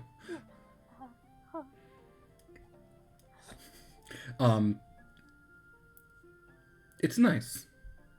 It's also very hard. It's like kissing a tree. I love it. I've been wanting to make this joke all day. Oppo, your date may be hot, but mine is hard. Daisy's out here evolving from a tree hugger to a tree fucker. We out here.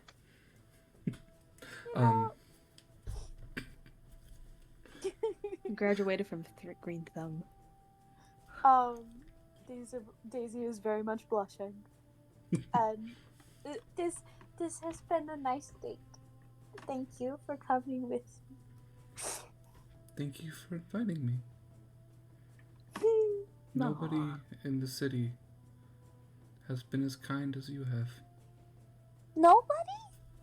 Most people can't talk to us. Oh, that's so sad. I'm sorry. You know, maybe we'll have to teach more people how to speak Sylvan. You see the open maw of bark curls up into a grin.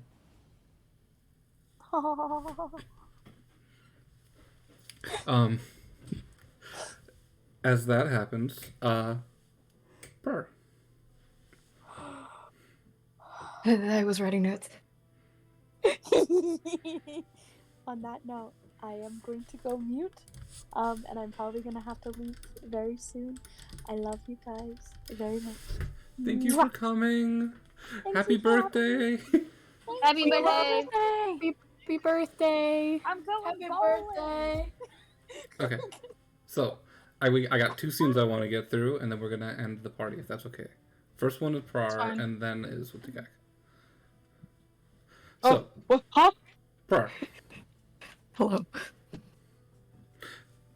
you as this chaos is happening, you see the music ends up stopping, and Nori is taking a quick break to have a drink and is sitting at the bar. I'm just gonna go up and sit next to him. Hey, how's it going?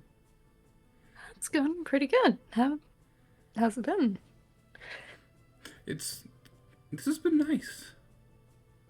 I travel around for business a lot, so I haven't had a chance to go to a party in a while. Seems like a common thread. Yeah. So, what does your job portray? Well, currently doing work for Tara and Vaughn. Which is wild. That's quite impressive. Yeah. Not sure how I ended up here, but kind of on the way to being friends with Vaughn.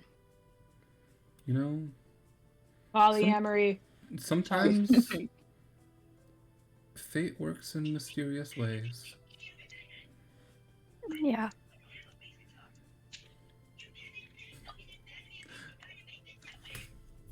I mean, he's a bit mysterious, but seems like a fun guy.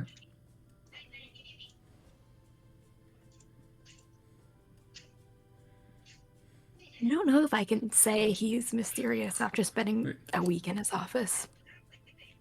1 second. Oh, but we can hear you. Oh, sorry, that's Daniel behind me.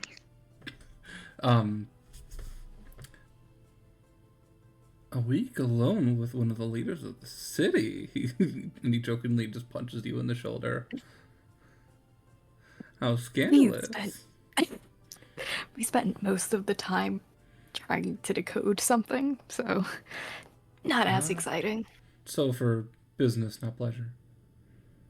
More or less, yeah. Hoping I can drag him out of there more often, though. I have a feeling you're good for him. He looks like he's very uptight. What? He looks like he's very uptight. Oh. He could use a little bit of fun.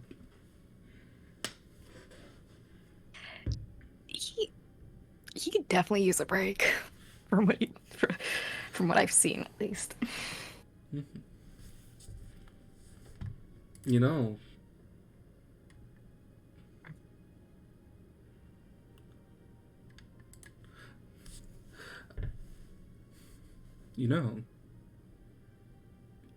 if you like him, that's okay.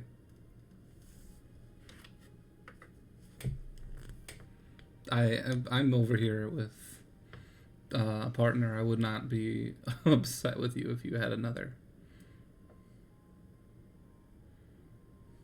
I was just like, once again, visually processing this information. You can do that. That's a thing you can do.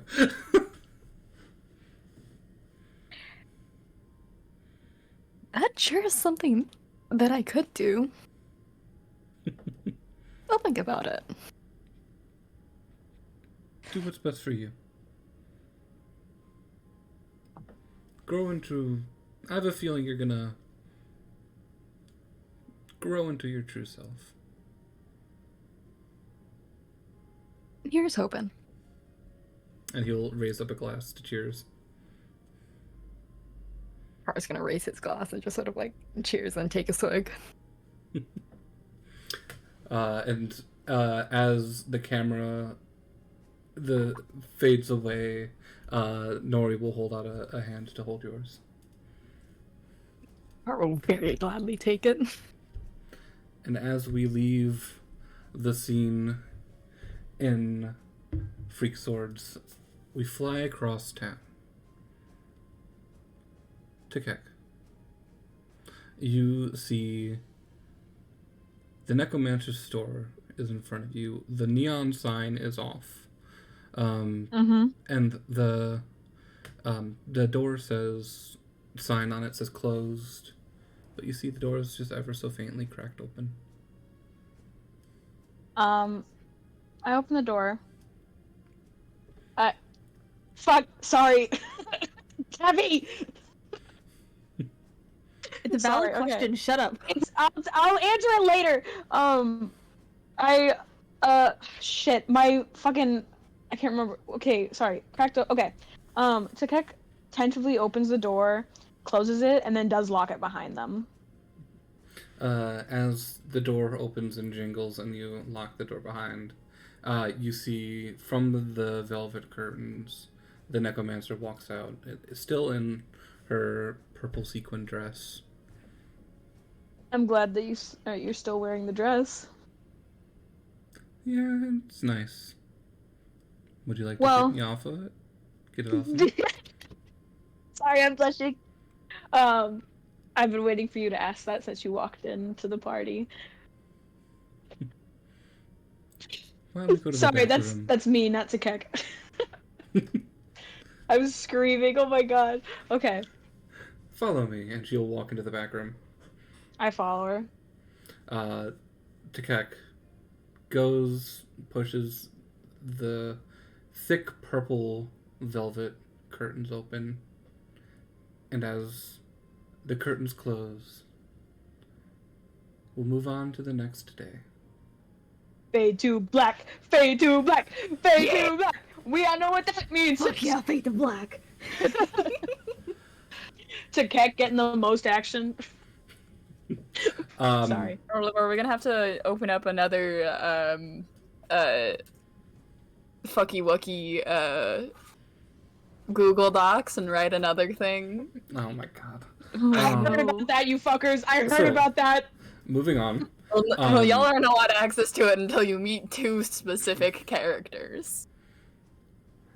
The doctor, you wake up, and normally No, even up in the loft, there's not much light. There's not much daylight that comes in. So you wake up, it's dark. You think it's morning.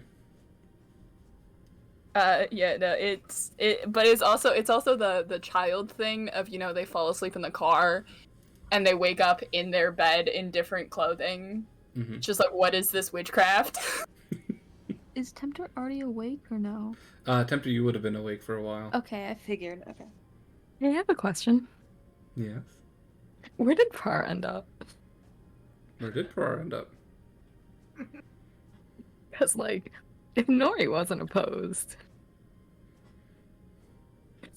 Fade to black. Fade to black. Fade to Nori- black. Fade to. Nori would have ended up declining the offer for now. Understandable. So Nori would have ended up leaving the party late at night to go back to his tavern room. Where do you stay? Do you stay in the cart or do you stay in the tavern? He's gonna go take a nap in the tavern. Okay. The tavern across the street where you've been staying? Yeah. Okay. Do you sleep? Yeah, he does sleep. Okay. So the doctor, you wake up, it is morning. Yeah. Mm-hmm. You don't know how you got where you're at. They just, as small children do, they accept that magic is real, but the doctor was already well aware of it. And that they fell asleep at a party. It's entirely reasonable that someone magicked their way up here. So magic is how they got up here, and that's all that matters. So they get dressed. And they go downstairs and probably acknowledge Tempter. Tempter, would you be staying in the cart or are you out in Freak Swords? I was gonna wake up whenever I would and ask and like see how many people are left and like maybe assist in cleaning up the place. There's nobody left in except you see the only one left in the actual building outside the cart other than your companions would be Tara, and she is asleep on her chair on top of the crate of boxes, passed out, snoring. I'm just gonna say I did that, took a look, but I decided to head back into the cart and just wait. I will say that Chill out. Freak Swords is a mess, but they can clean it up. So it was our party. It was a party thrown for us. We don't have to clean. Yeah, I partied the heart out of everyone here. Okay. So, Tempter, as you are walking back in, you see the doctor is crawling down the ladder. I am very small. Hello, Tempter. Good morning. Well, Good morning, the doctor. yes. Like, Is it morning? I believe so. It's been 3 They hours. look out the window. So, if this building is tall enough to have three stories, if there were other floors, it's just open, and up around the second, where there would be a second story, there's just open slots in the wall where a window would be, but there is no glass. It's just open out, and you can see... Well, they look at the window of the cart. Oh, the window of the cart? It is bright out. I was just assuming We are Tempter had a inside wicked internal Freak clock. Swords? Yes. Last night, Tara had pushed the cart into Freak Swords. Alone? Yes, it was quite a feat. Holy fucking shit, that woman is strong. I'm quite impressed as well. She managed to hold me in a dip. I am Oh yes, I saw you two dance. It was a good distraction for my experiment. Dancing is interesting. I've never danced until last night. Yes. Dancing. Dancing is fun. I don't believe. I've done lots of dances in my time. It's been a while, but back home we danced all the time. Everyone in the murder, and we would have many nights of celebration. It was lots of fun. Fuck. Well, I see. Maybe one day I can see your dances. Maybe one day, but I still need to get myself the money to get across the ocean and then the information to find where my family is now. You come from across the ocean as well? Yes, I do. I see. Which continent? I don't remember the name of the continent. Give me Don't a worry, I second. don't remember mine either. I'm gonna scroll back a little bit and go look for a map somewhere. Actually, wait, I don't think it's in there. Where I don't the think it's fuck is pinned. the map? Give us the map. Give me one I was in the Give me the bathroom. plant.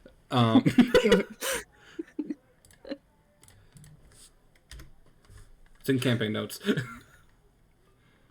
Thank you. I love Okay, you. cool. I am from Ethora. I've never been to Athora. It is a very magical place. There is old magic rooted in the trees, and we used to travel all across the continent throughout the different points of the year. It would take many years to get around the whole our whole cycle. There are cities, small ones, and it is it is mostly Kenku who live out there, or at least that we ran into. And many murders are nomadic, though I believe it is. Let me check my own shit. Let me double check lore. From what I remember, you were from the forest. The Everberry I'm forest. from the forest, but I'm trying to remember which ones aren't migratory. Yeah, and from the forest, there's probably like a good 60%, 50 to 60% are Kenku. Yeah. There are some towns that are exclusive to nutcrackers.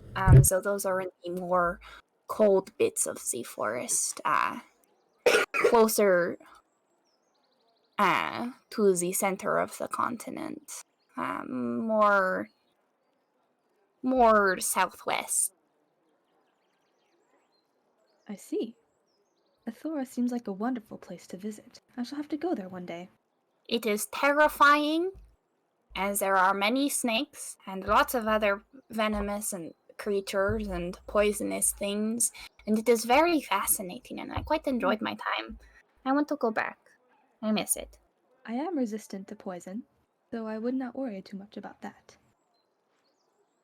Yes, do not ingest anything that you don't know for sure is okay to eat. I can't And eat if you anything. do, It's about this time that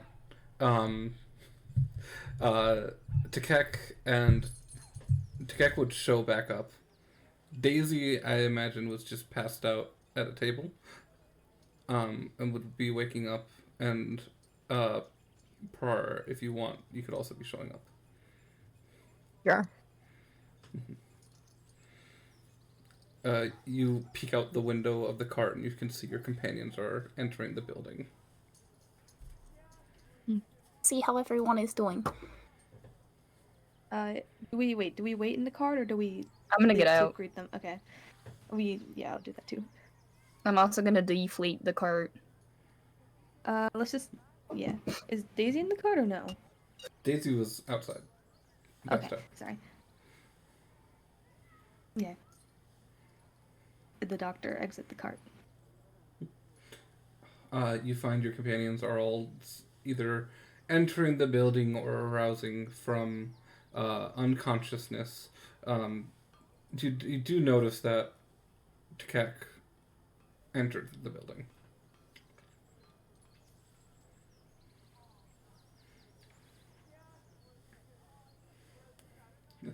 And Hey, mind your business. I have to I switch was over to just my phone, because I've been asked to go run an errand real quick. So I'm gonna be.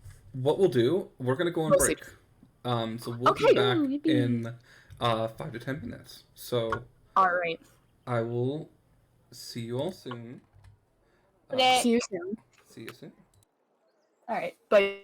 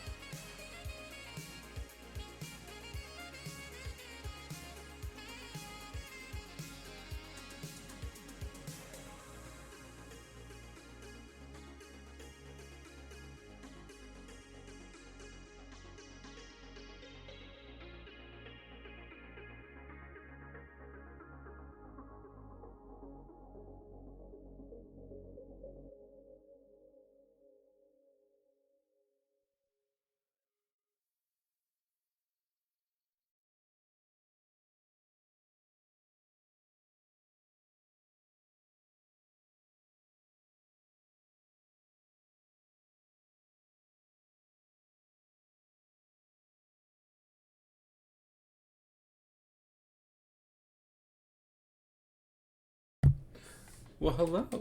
We are back. Let me get the ambiance back, and we'll pop in with the players. Always address. Hello. Yeah. How's it going? We are back. We're talking about how we have your IP address and we're on our way.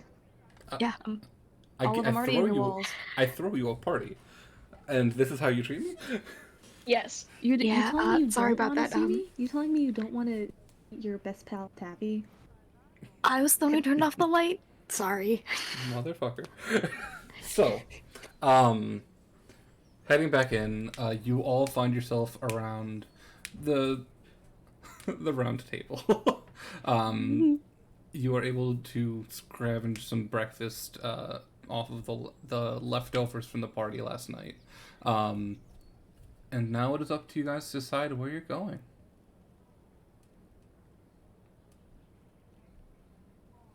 What do you do? Your mama. Oh! Sorry. Also, stream, Zoe had to go, so I will be piloting, to Keck.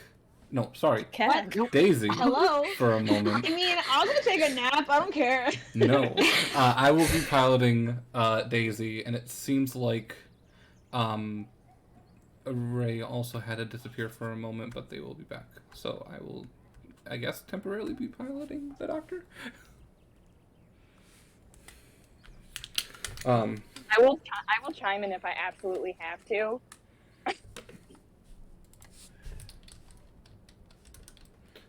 Oh, sweet, cool.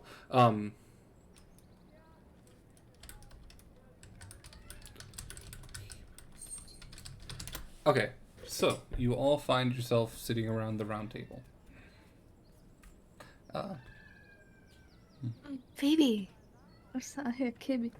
Oh, that's me. Baby cat. My roommate just got home, so she's very excited right now. Cat. You have a lot. What do you do? Where are you going?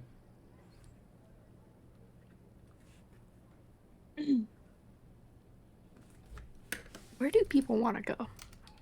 Your mama. Oh, sorry. Cynthia goes, well, we've already gotten intel on the leader of Flintstone, so why not we try to go to Flintstone? I'm not complaining. I'm down to get a Flintstone. You motherfucker.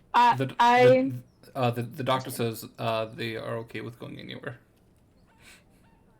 Well, didn't we say that Flintstone was the most likely to agree? I suppose. Shouldn't we use that as our last, because we know that we have information that most likely they'll agree, so shouldn't we start off with maybe the harder ones, and also maybe honestly, I'm just asking. I'm asking personally if we could start with Unogi. We went to the Feywilds, and I just want to see my mom. I miss her, and I also need to talk to my high priestess in Unogi, and so I get to introduce my family to you guys, my other family, basically. So not only can we do our business, but I would also like to ask that we go there, as it's a personal request. I'm not opposed to going to Unogi. I've noticed that you all are very peculiar about your parental figures. You guys are. You guys have I know that Daisy hasn't seen her mom, and that's why we were in the Feywild. Far, you were created by your dad, which I guess isn't to say it's any different than the way that we were created, but you're also only 2, and I don't really know what's going on there. And I mean, it's been a while since I've seen my dad. I'd like to see him again soon, kind of. Well, we can, because aren't we going to, is that one of the big cities that you'd go to? Mm-hmm. Okay. Yeah, my dad's in Harnver. I feel like you guys keep changing that fucking city name. I thought it was Hanover, and now it's Harnver, and then it's Harnver. It's always been Harnver. It's always okay. Let me look at the map. I don't trust you bitches. Where is it? Here. Is it pinned? It's pinned, isn't it? Yeah, Harnver. Damn! Why did I will post a. What the fuck is Hanover? You can see. I must be, like, playing a You can game also or see something. Farden. Farden. Haha, farting. Your fault. Farting. I be farting. Um. Anyway, sorry, but yeah. I'm asking personally that we do our business first in Unogi. Um.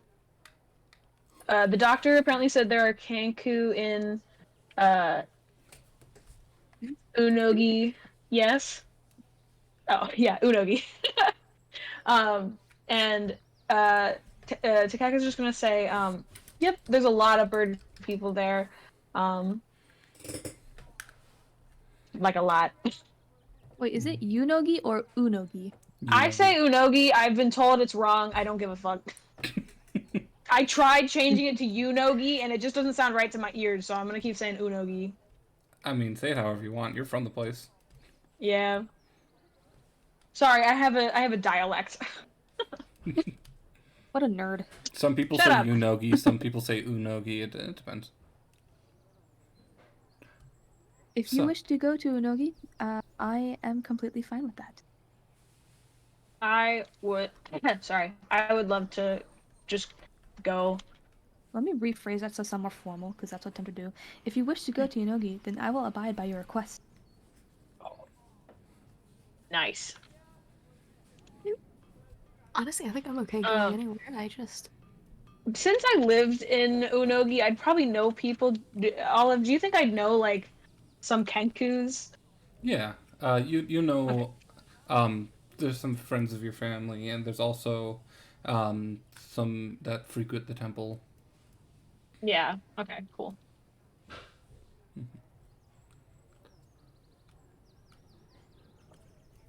You were all told that you have free reign to use whatever train you want. You just go up, tell them who you are, and they will let you in.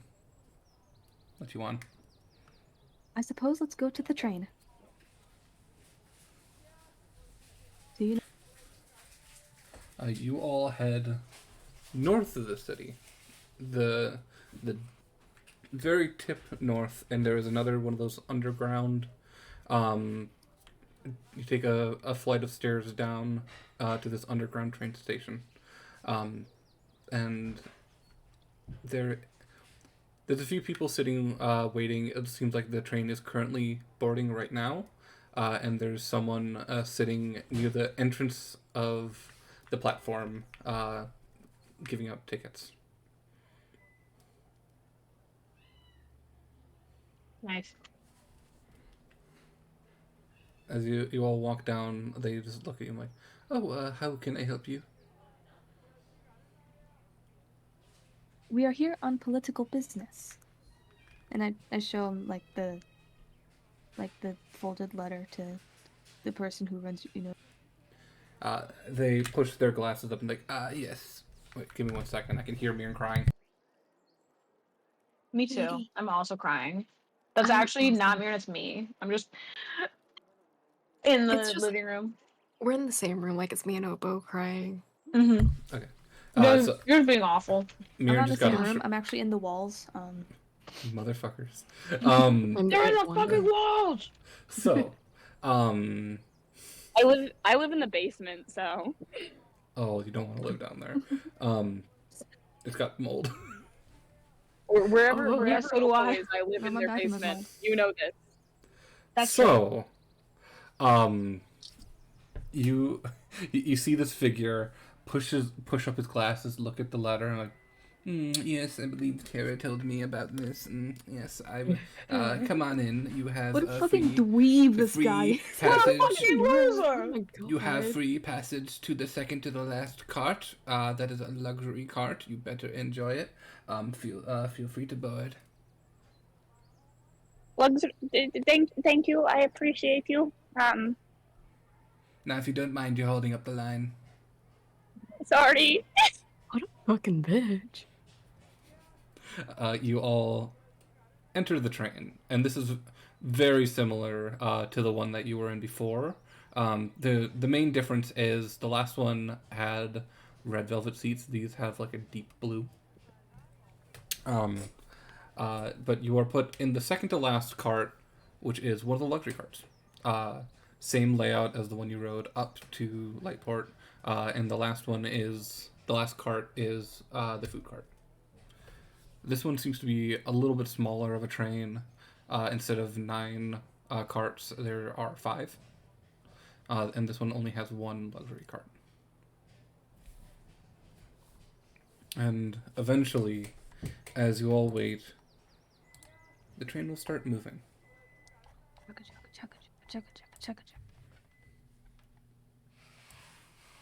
This is... You all take a moment as you sit down to revel in the irony of the situation. Not the irony. Think about the fact that you all met on a train, just like this. And here you are again. Daisy immediately takes a bunk and is like, I'm taking a nap!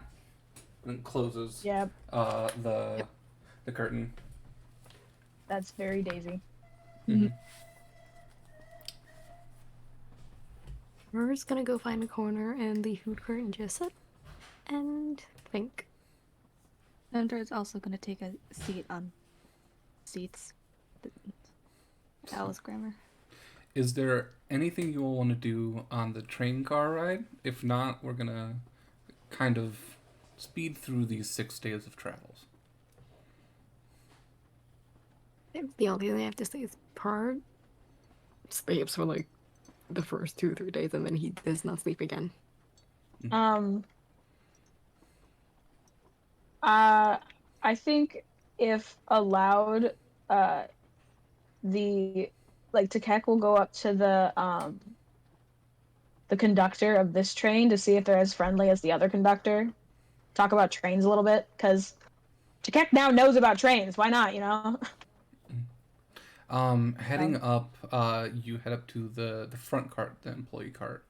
And nobody stops you when you enter the employee cart. But once you step in there, you see there is the door to where the engineer would be. And the door is closed, and there's a guard standing outside of it. Hello. They look and nod. Hi, I'm a part of the party that has political business. Last time I was on a train, I got a lot of fun information, and I'd love to learn more about trains, and sometimes the conductors get lonely, so I was just wondering if I could talk to the conductor, if they wanted to talk, obviously. I'm not just going to force myself on that. Are you sure? Sure that I want to talk to the conductor? Are you sure? Yeah. Okay. And he'll reach over and knock on this sliding wooden door. And the door swings open. It slides open. And you see... You look into the conductor cart. And at first, there's nobody there. And then it takes you a minute to realize there is a gnome standing at the entrance. This curly white hair, big glasses, and a little suit tux. And he'll just look over you like, "What?"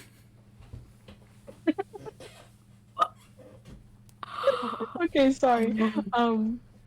I go, hello. Last time I was on the train. Sorry. What do you want? I was just wondering if you wanted some company. Do you have any good stories? A couple. Then come in here.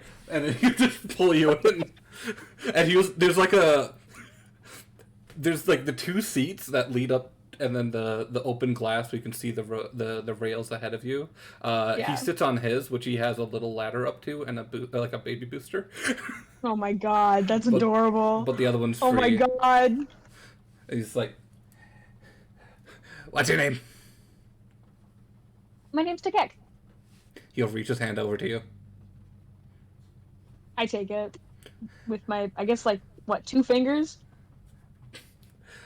The name's Hosen.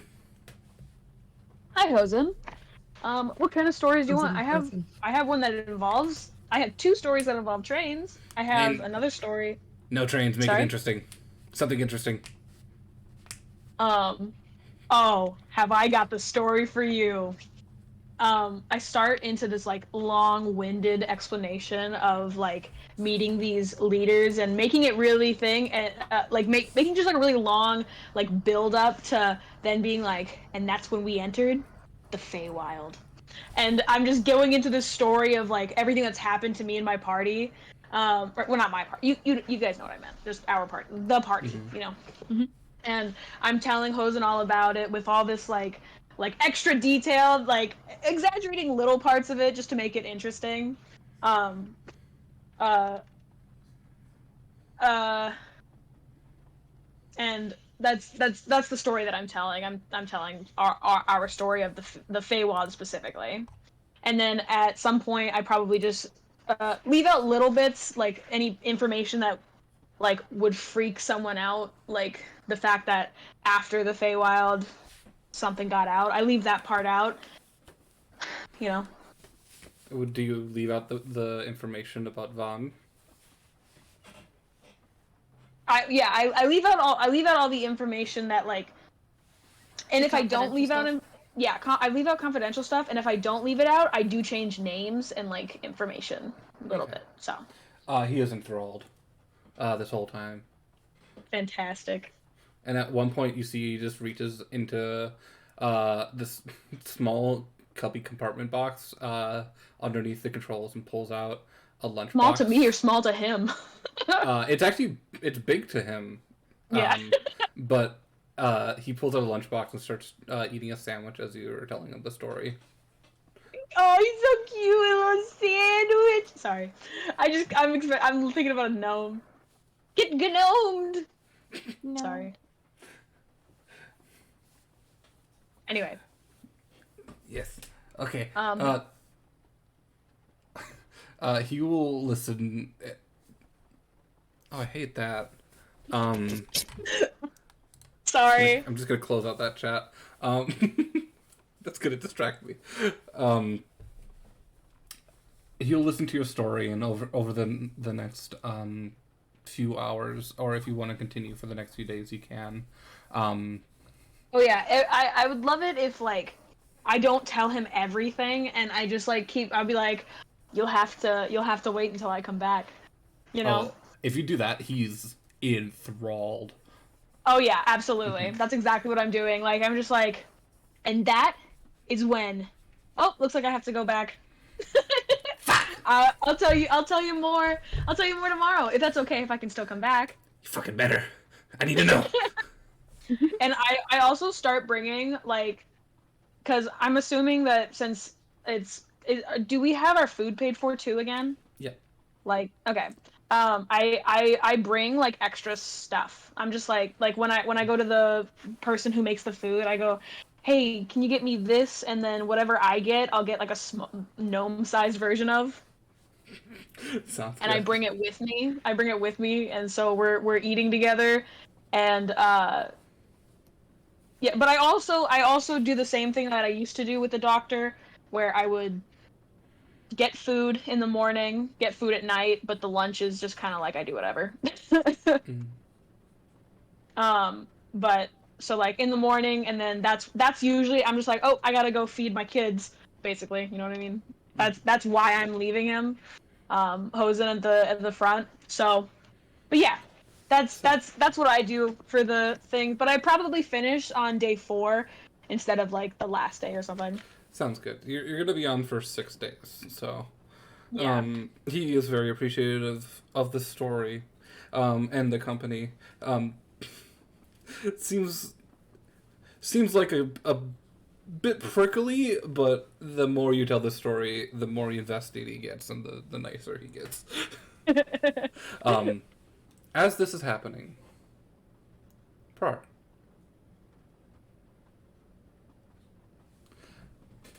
Oh my god. The first night on the train comes to a close. You're sitting in the back at the table of the dinner cart, much like how you did when you would sit there and talk to Nori on the first train ride to Lightport. And it's in that stance with the monotonous sound of the rails and the idle chatter that you fall asleep. Uh-oh. And I'm gonna pull you for a moment. Oh no. No.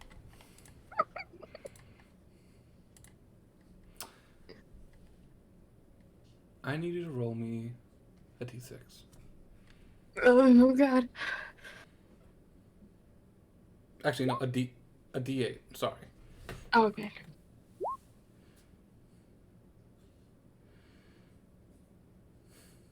Okay. You don't realize where or when you've been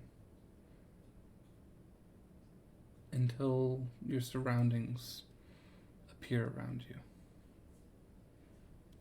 You're in that dark, almost oily area, the nothingness around you, and you turn, and as you walk, you see your footsteps cause ripples on the ground as the waves flow away from you. And you turn again, and you see there's a table in front of you. On top of the table is a small decorative glass jar. A bottle. And it's turned horizontally. And there's a boat in it. And then you look again, and there are waves in it, and there's a storm inside the bottle. And this ship is riding the waves and bobbing up and down, and the rain is pouring onto the deck, and you look closer and closer, and on the back of the ship, near the steering wheel, is a woman. You see she's wearing a brown button-up vest with nice dress leggings, like nice dress pants, some boots, and a large hat. And you see the hat, and you see the ship, and you realize you are looking through her eyes. And you look up at the storm that is beating upon you, and your ship is under attack. The storm is ravaging your ship. And you glance up, and you see the sails partially unfurled as your crewmates are trying to close them, and you see your flag. The flag that you put up with your own hands, or this woman did, as she set off to be a pirate many, many years ago. And you see, as the storm beats down, she lets out a hearty laugh, and you could feel the smile on her cheeks and the blood pumping through your vein, the adrenaline. And all at once it's over. And you're back in the dark room, the dark nothingness. What do you do?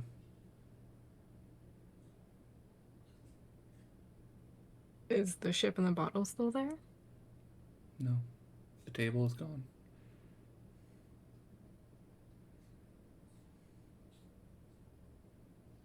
I had to turn around to see the table, didn't I? The first time. You did? I'm gonna turn around again. You turn around again,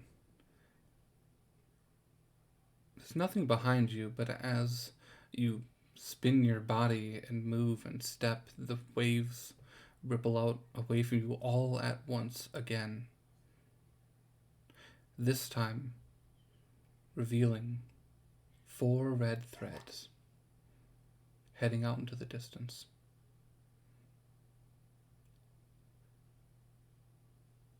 And you feel the thunderstorm crack down. Rain is pouring from the sky. There is no sky, there are no clouds, but it is drenching you. And you see the tiny little droplets of rain mingling with this dark, viscous liquid you are standing on, causing little ripples. And you see lightning flash.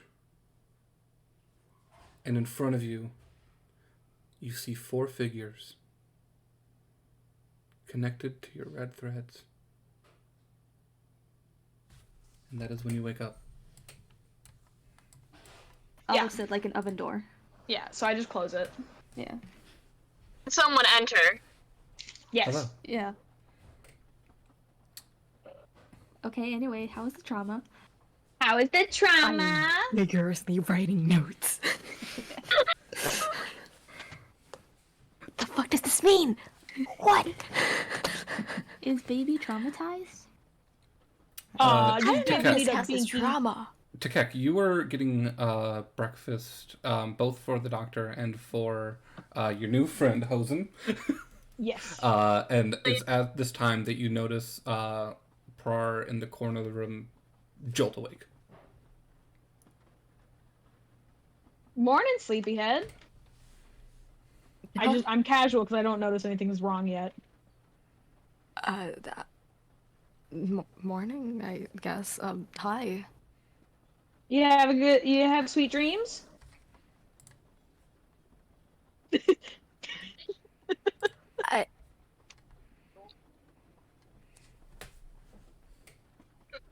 Sure, we'll say that. Can I like tell? Because that was so stuttery. Can I just immediately use Aphrodite's intuition?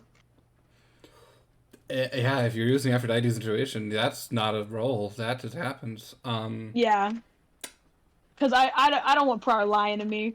Prar, You know how I am, mom emotions. What part of of that sentence you just said is a lie? Probably sure to the sweet dreams. Yeah, honestly, yeah. When Tekek, whenever you use this blessing from your goddess, you almost visualize the words in your head. And whenever a lie occurs, the words show up in a deep crimson red. So I just instead of grabbing the food immediately and like walking out, I put a tip for the bartender. No, cook. Well, yeah, You know what I mean. The person. I put a tip down and I like come over and I motion to Prar if I'm like allowed to sit not next to them, but because you're in the tables back there, right? I motion to sit in front of you. Like, He's gonna like just nod. Now I know that was a lie.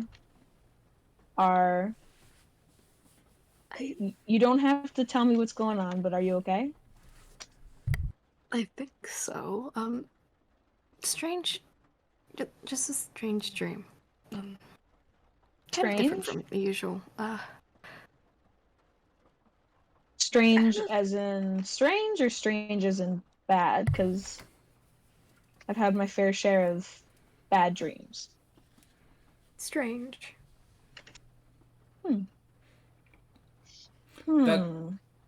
I start like Tekek starts kind of like wait a minute, because I just remember that like the doctor and Tempter have all had like bad dreams.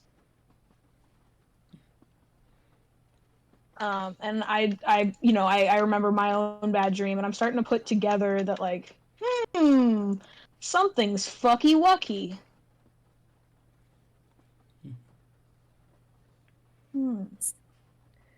I always get these like dreams, and they've always been the same, but The that's same? the second.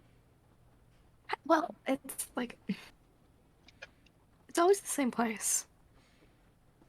It's always like this darkness, and it's like the floor is kind of like water, but it just ripples when we take a step. But it's been different. There's been that was the second one.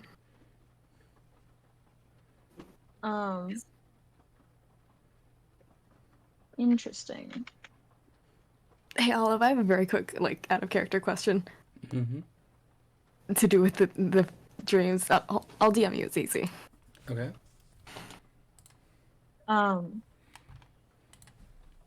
I I just kind of nod and I go, I've got to grab the food for the doctor. But we can talk more about this later.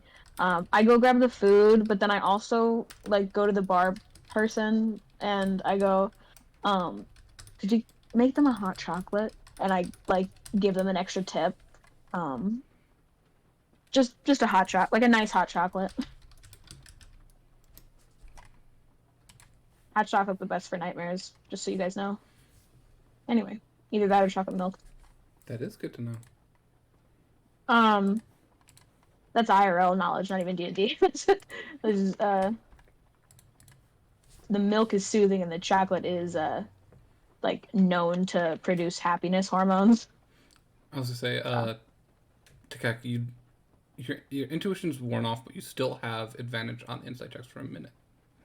Okay. Do I kind of want to use it.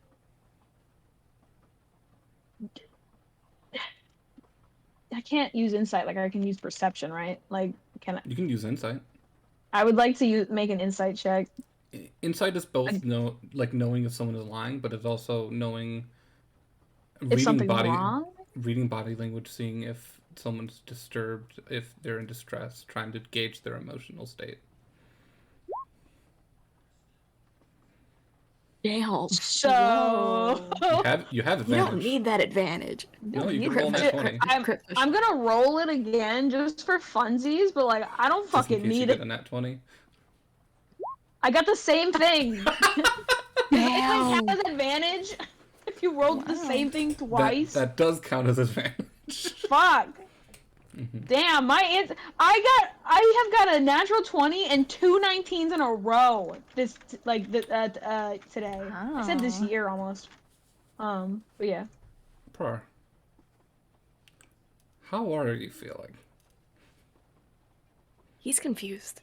He's very confused. I wouldn't say shaken, but you can tell there's more that's not being said.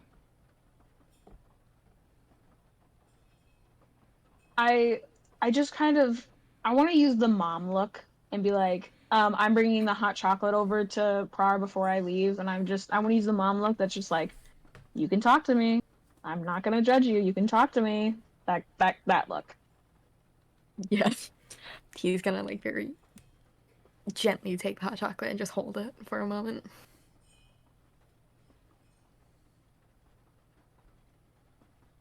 You can, and I see like I don't know. I don't want to push it, but like, cause push it.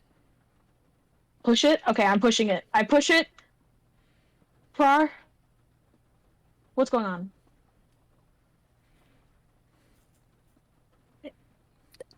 I don't know.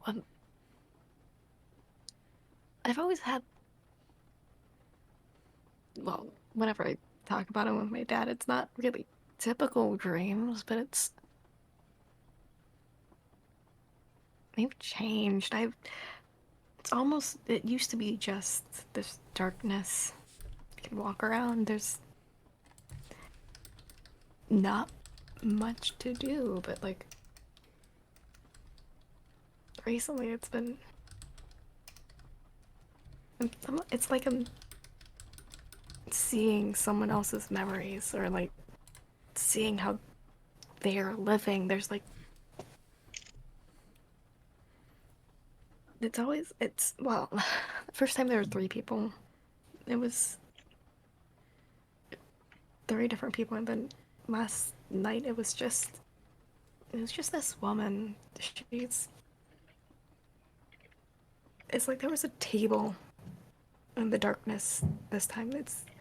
And there's like a ship in a bottle, and there was actually like a storm in the bottle with the ship.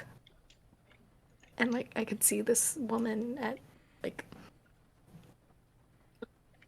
steering wheel, and then I was her, and I could feel the wind on my face. I could feel the storm, and I could see like the sails. I could see my crew, and I could see like my flag up on the mast, and then I wasn't her anymore, and it was me, and then the table was gone, and there was like red thread. That was Red Red- thread. it was 4 red thread under my feet, and they were there last time when I had the other people, but this time there were figures with it, and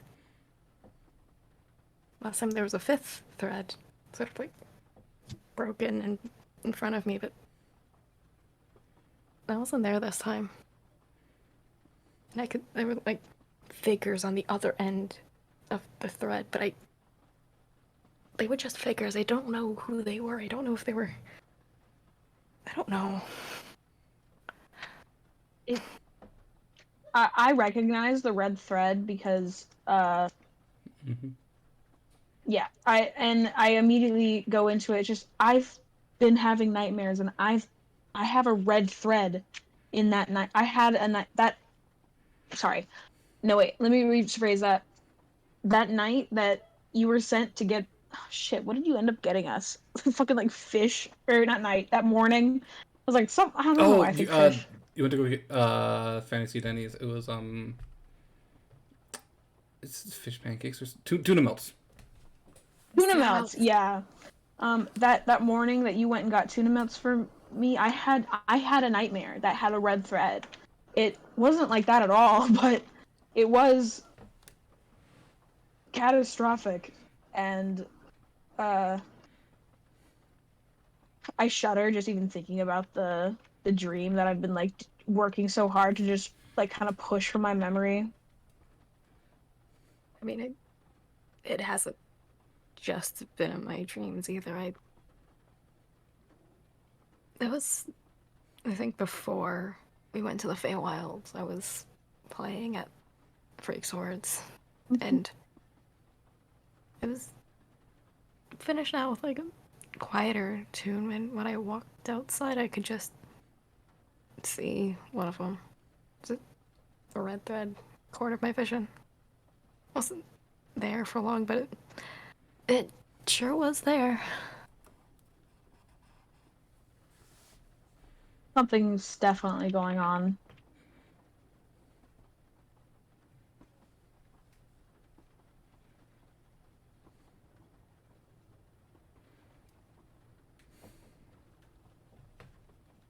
I don't know. I don't know what's happening. This is all so new, and I don't really know what any of it means. I think I have someone that we can talk to for at least a little bit of help.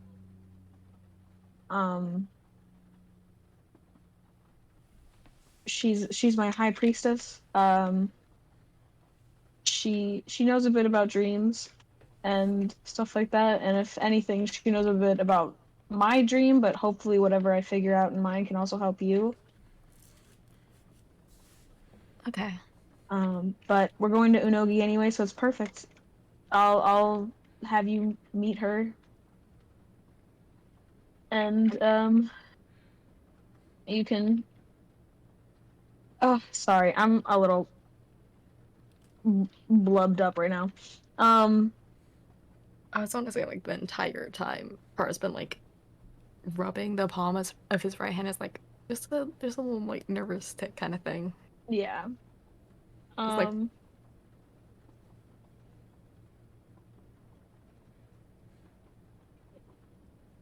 Ooh. Sorry. But I do believe that I have someone for you to talk to.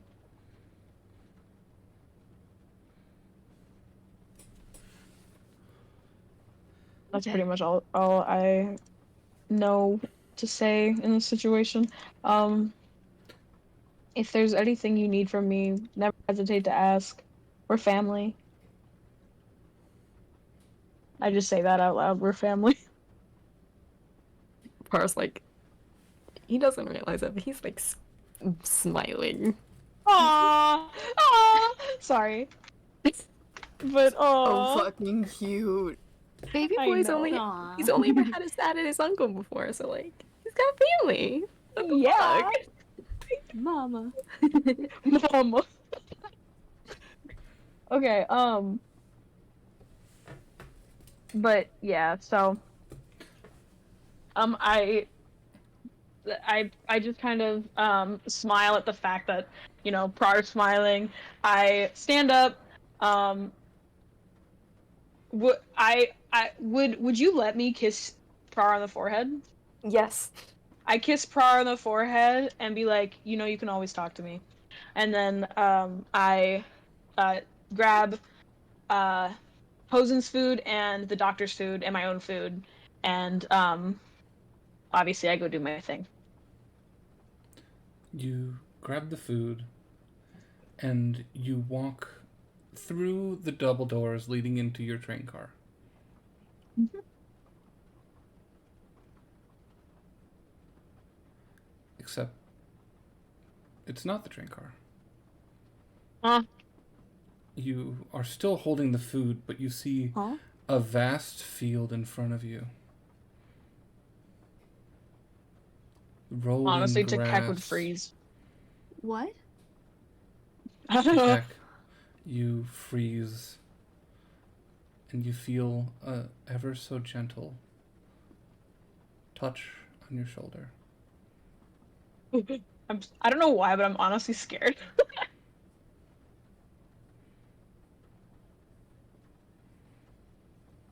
What do you do? I'm so sorry. I just took a bite. I'm so sorry. Hold on. There's going to be more explanation of the field. My bad. Hold on. I'm so sorry. I'm doing as fast as I can, but it's rice. You feel a warm sunshine shining down on you and this endless field as a gentle hand is touching you on the shoulder from behind. I want to turn to look at who's touching me. You turn and you see the visage of your goddess, face covered by the Obviously. veil, standing just a little taller than you.